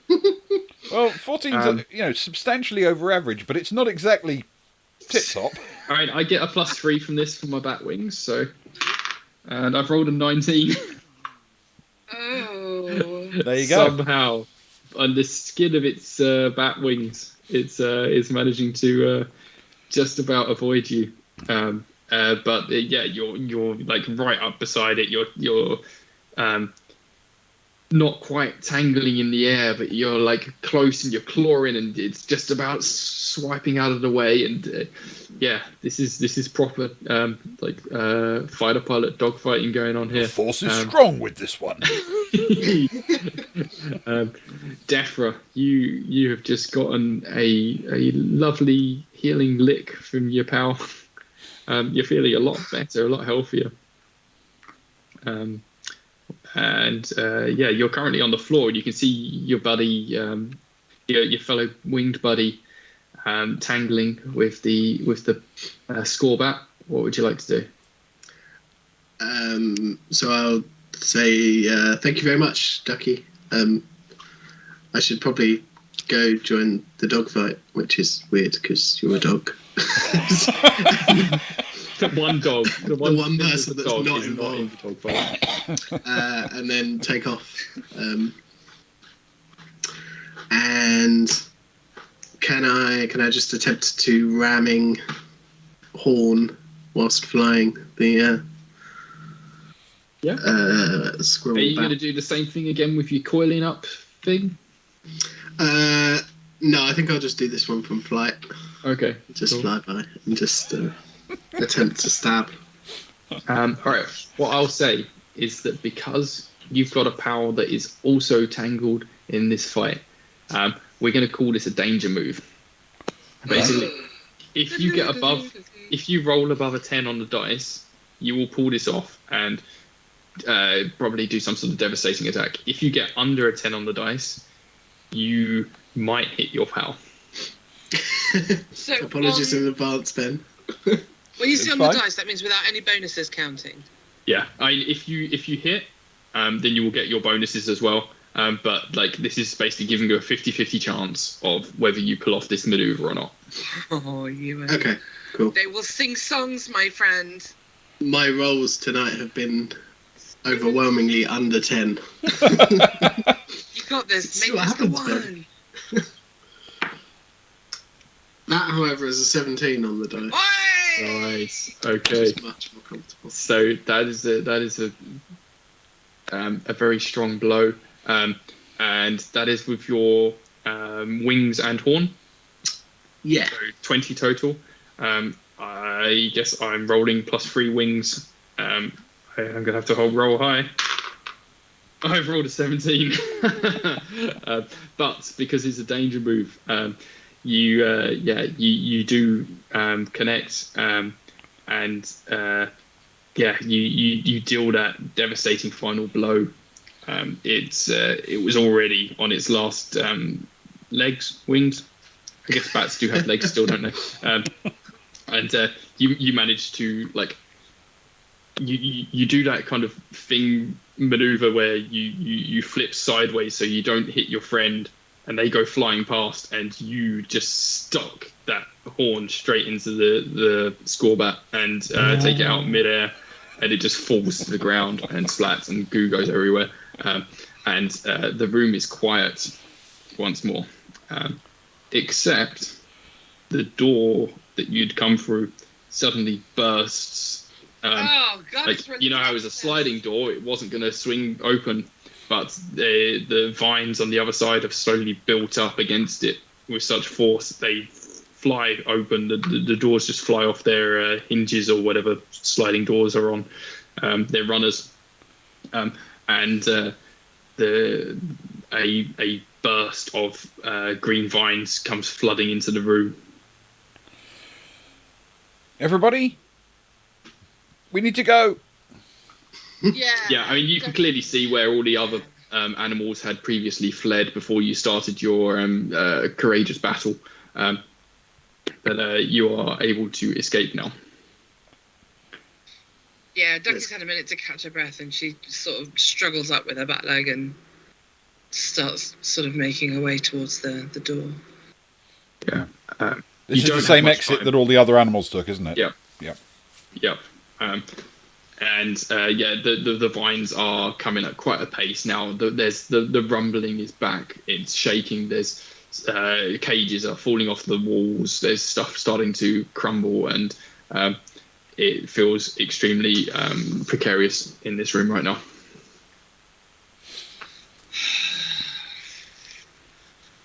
So I'll have everyone roll for movement, agility, escape. Agility, escape. Can I use wings and cat-like reflexes for this? Yeah, sure. Okay. That's useful because that was a roll of 7, so that's a total of 13. Okay. I should also be fine with a 6 on the dice. Back to where we were before. So that's a 9 total, right? Yes. Yes. Okay. Socks, what's happening? Well, she doesn't really have any bonuses because she's still just a dog, and she's injured. Dogs can run. Your injury doesn't have a detrimental impact on your rolls. It's not a status effect. It's in that just case, a narrative. she's rolled. Well, I mean, let's say 5 + 3, so she's got 8. Okay, right. You all managed to get out of the room, but in the process, anyone who rolled under a 10 takes that much damage. 2 more, so I'm on -11 damage now. So that's what. 19 left. 19 total. 19. Okay. And you also rolled under 10, didn't you? Yeah. So I'm down to 16 now. Okay. So yeah, like let's say some of the equipment falls on you. Doesn't hurt a lot, but it gives you a little ping, and you escape out through the door. There's now like explosions. There's fires. There's sprinklers have started going off. The walls are starting to crumble. There's falling debris. It's gone all Michael Bay, is what you're saying. Yes, it is. It's definitely Michael Baying it up. You can see at the end of this corridor. It's quite a long corridor. Let's say like 100, maybe 200 meters, and you can see that there is another pair of shiny doors at the end of this corridor, and more of these kind of blinking lights around. This pair of doors has a blinking light next to it, which is unusual, different to all the other shiny doors that you've seen so far. Are the other animals in this corridor? No, they all seem to have like disappeared. You have no sight of them now. Okay. And are Do there I have other a smell doors of they them? could have gone into off this corridor, or just to the other end?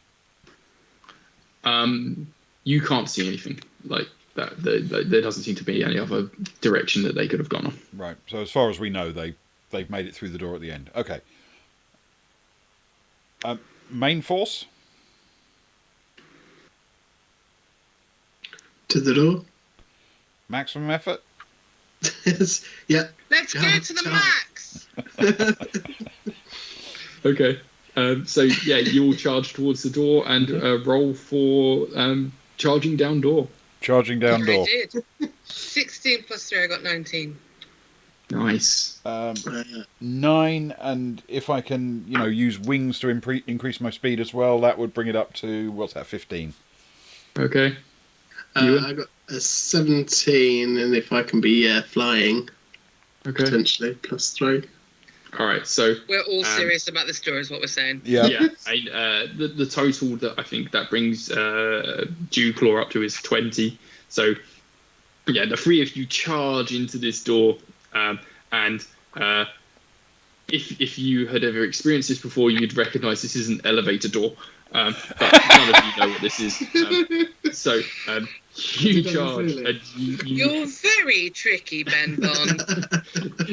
you head first into this heavy, shiny door and just smash into it, and it dents, and then the doors like just kind of bend with this enormous force of the three of you charging into it, and it like just kind of buckles and opens up, and you fly into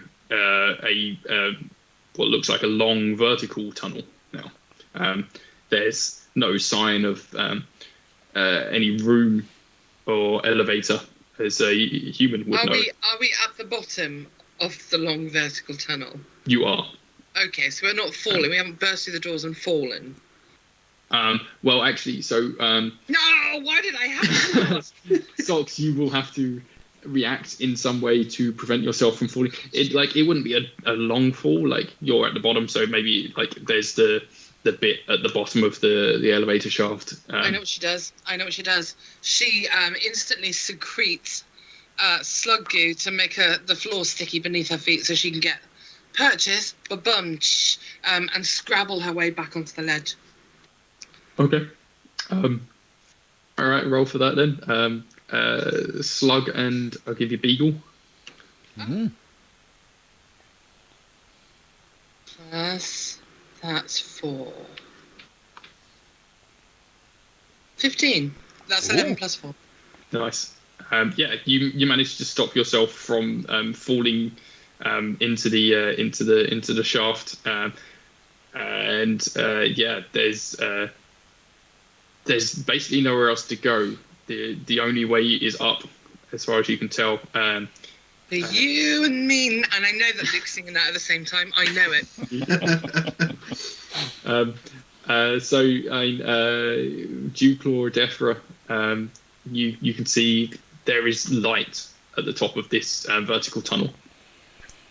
There's light at the end of the tunnel. but you can see instantly. Oh shit! Ducky is not going to be able to ascend this on their own. You ready for a lift? You raised me. I'm not going to answer every question you asked me in 90 something. That was perfect. Yeah. Okay, I'm going to try and collect Ducky and fly her up the lift shaft. Okay, let's do this. Ewan will also have you roll to fly, and Ben will have you roll to grab and fly. Okay. That was only a 7, but that's if I get my +6, that's still a 13. Yep. I rolled a 19. That's a 3. Nice. All right. Defra just shoots up straight vertically through this elevator shaft, and reaches the top in mere moments, really. Ducky kind of clings onto the body of Dewclaw, who it's not the most elegant of carries, but you wrap around each other and back your wings up to get up into this shaft. And as you're doing so, you can see the vines pouring into the shaft and start emerging upwards towards you, and it's definitely one of those moments of it's literally just behind you, your tail's dangling down and it's nearly touching you, and you're just ahead of it, just keep it. And Ducky's looking down, watching this, and faster. Let's go faster. Then eventually you manage to reach the top of this shaft. You emerge into real sunlight this time, not the fake sunlight that you had clearly been being duped with before. And you come out into a urban hellscape. There's loads and loads of these big buildings and concrete and massive rocks and shiny metal all over the place, and the sunlight beating down in. For the first time, you see humans. People, these large bipedal, clothed monkey-looking things, all kind of running around, and there's lots of screaming, and you can see actually the emergent plant life that you'd experienced in your previous world has also come out into this external world, and there's this city being completely overrun with plants and trees coming out of concrete roads, and are the animals from the lab there? They are everywhere. There's these weird-looking creatures, just dozens of them all over going in all directions. Some of them are going into the sea. Some of them are attacking the people. Some of them are just fleeing into the wilderness. The world is imminently changing, and this is the end of this mission. This scenario. Oh my god, are you kidding? Go on out into the world to begin a new life in whatever way works for you. This is a scenario that I named Welcome to the Apocalypse. This is the start of the end that is described in the Overgrown rulebook. As being when humanity starts to fall to the wilds. Right. So this is effectively the prequel to the main part of the game. Exactly. Yeah. And you know what, Ben? I've read the rulebook, and I strongly remember that in my head. But I had no idea until we came out of the elevator doors and we were being followed by the wildlife, that this was going to be the origin story, I guess. Well, I have definitely managed to pull that off, then that's cool. It's fantastic. I'm obviously going to mention to the slightly wounded Ducky on the way out of the lift shaft that I do hear tell that parts of Defra may have medicinal properties.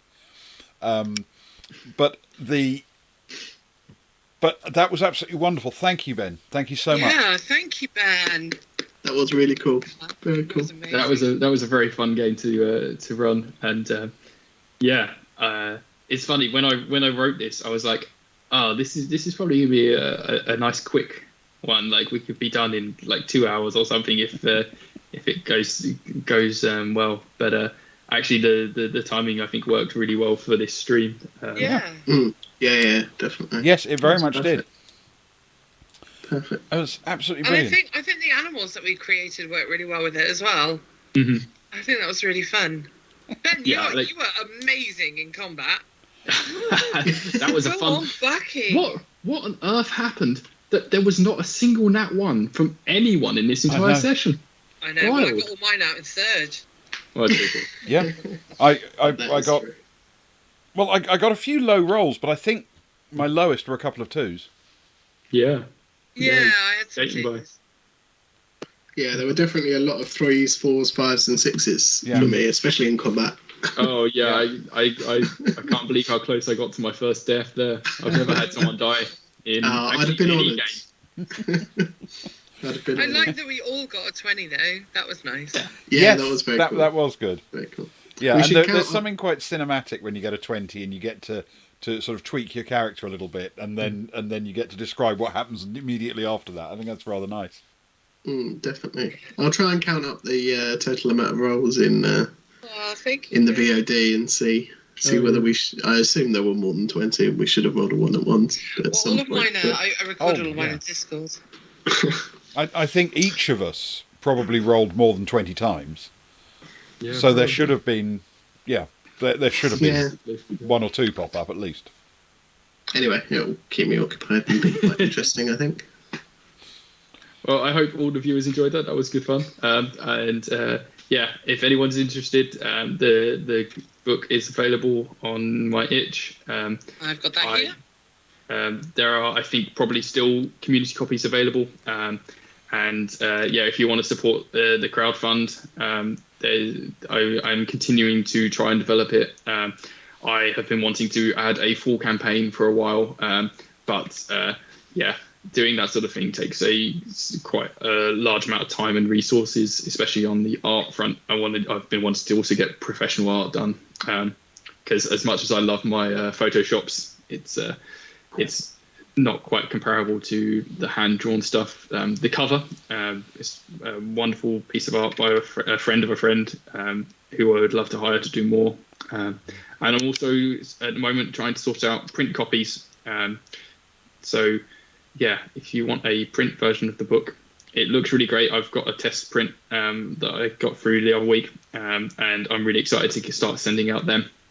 So yeah, interested. And also, if anyone plays it or wants to play it, just give me a shout. I am often available to GM games and run games, and even if I can't run for you, I can help you work out a scenario to run yourself, or fit it into your game or your game world or anything like that. So just hit me up. I'm on Twitter at Ben Newbon. There's no R in my name. Don't put an R in my name. Everyone tries to do that. It's not right. Always on Twitter, so give me a shout. Do you have the play-by-post address as well? I can't remember what it is, but anybody who wants to join the play-by-post campaign, you'd have to sign up to. Is it Tangled Web? I don't remember. Yeah, the tangledweb.net. Net, I believe. But it's this really lovely environment where there's like a little dice roll and you describe your posts, and it's really a lovely. forum, really. It's like an old funny BB code to style. be reminded of the forum style of doing anything that we had like back in the noughties and the late 90s. But also there's capacity in the Discord. If somebody wants to play like maybe one night a week, we could all get together and, well, some of us. I mean, there's other people that don't really hang out in the stream that are more active in the Discord that would probably want to play sometimes too. Oh, there you go. You went for the save. Good job. All right, nice one. He's opening my browsers on my phone. So, Cool. Well, Yeah, it's nearly sounds midnight, great. so I think it's probably time for us to crack on and get some sleep.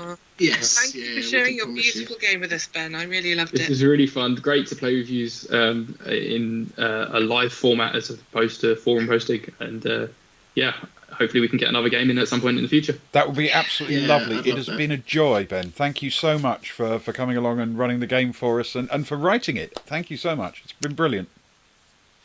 Cool. Cheers, everyone. Thank you, everyone, for watching, and good night.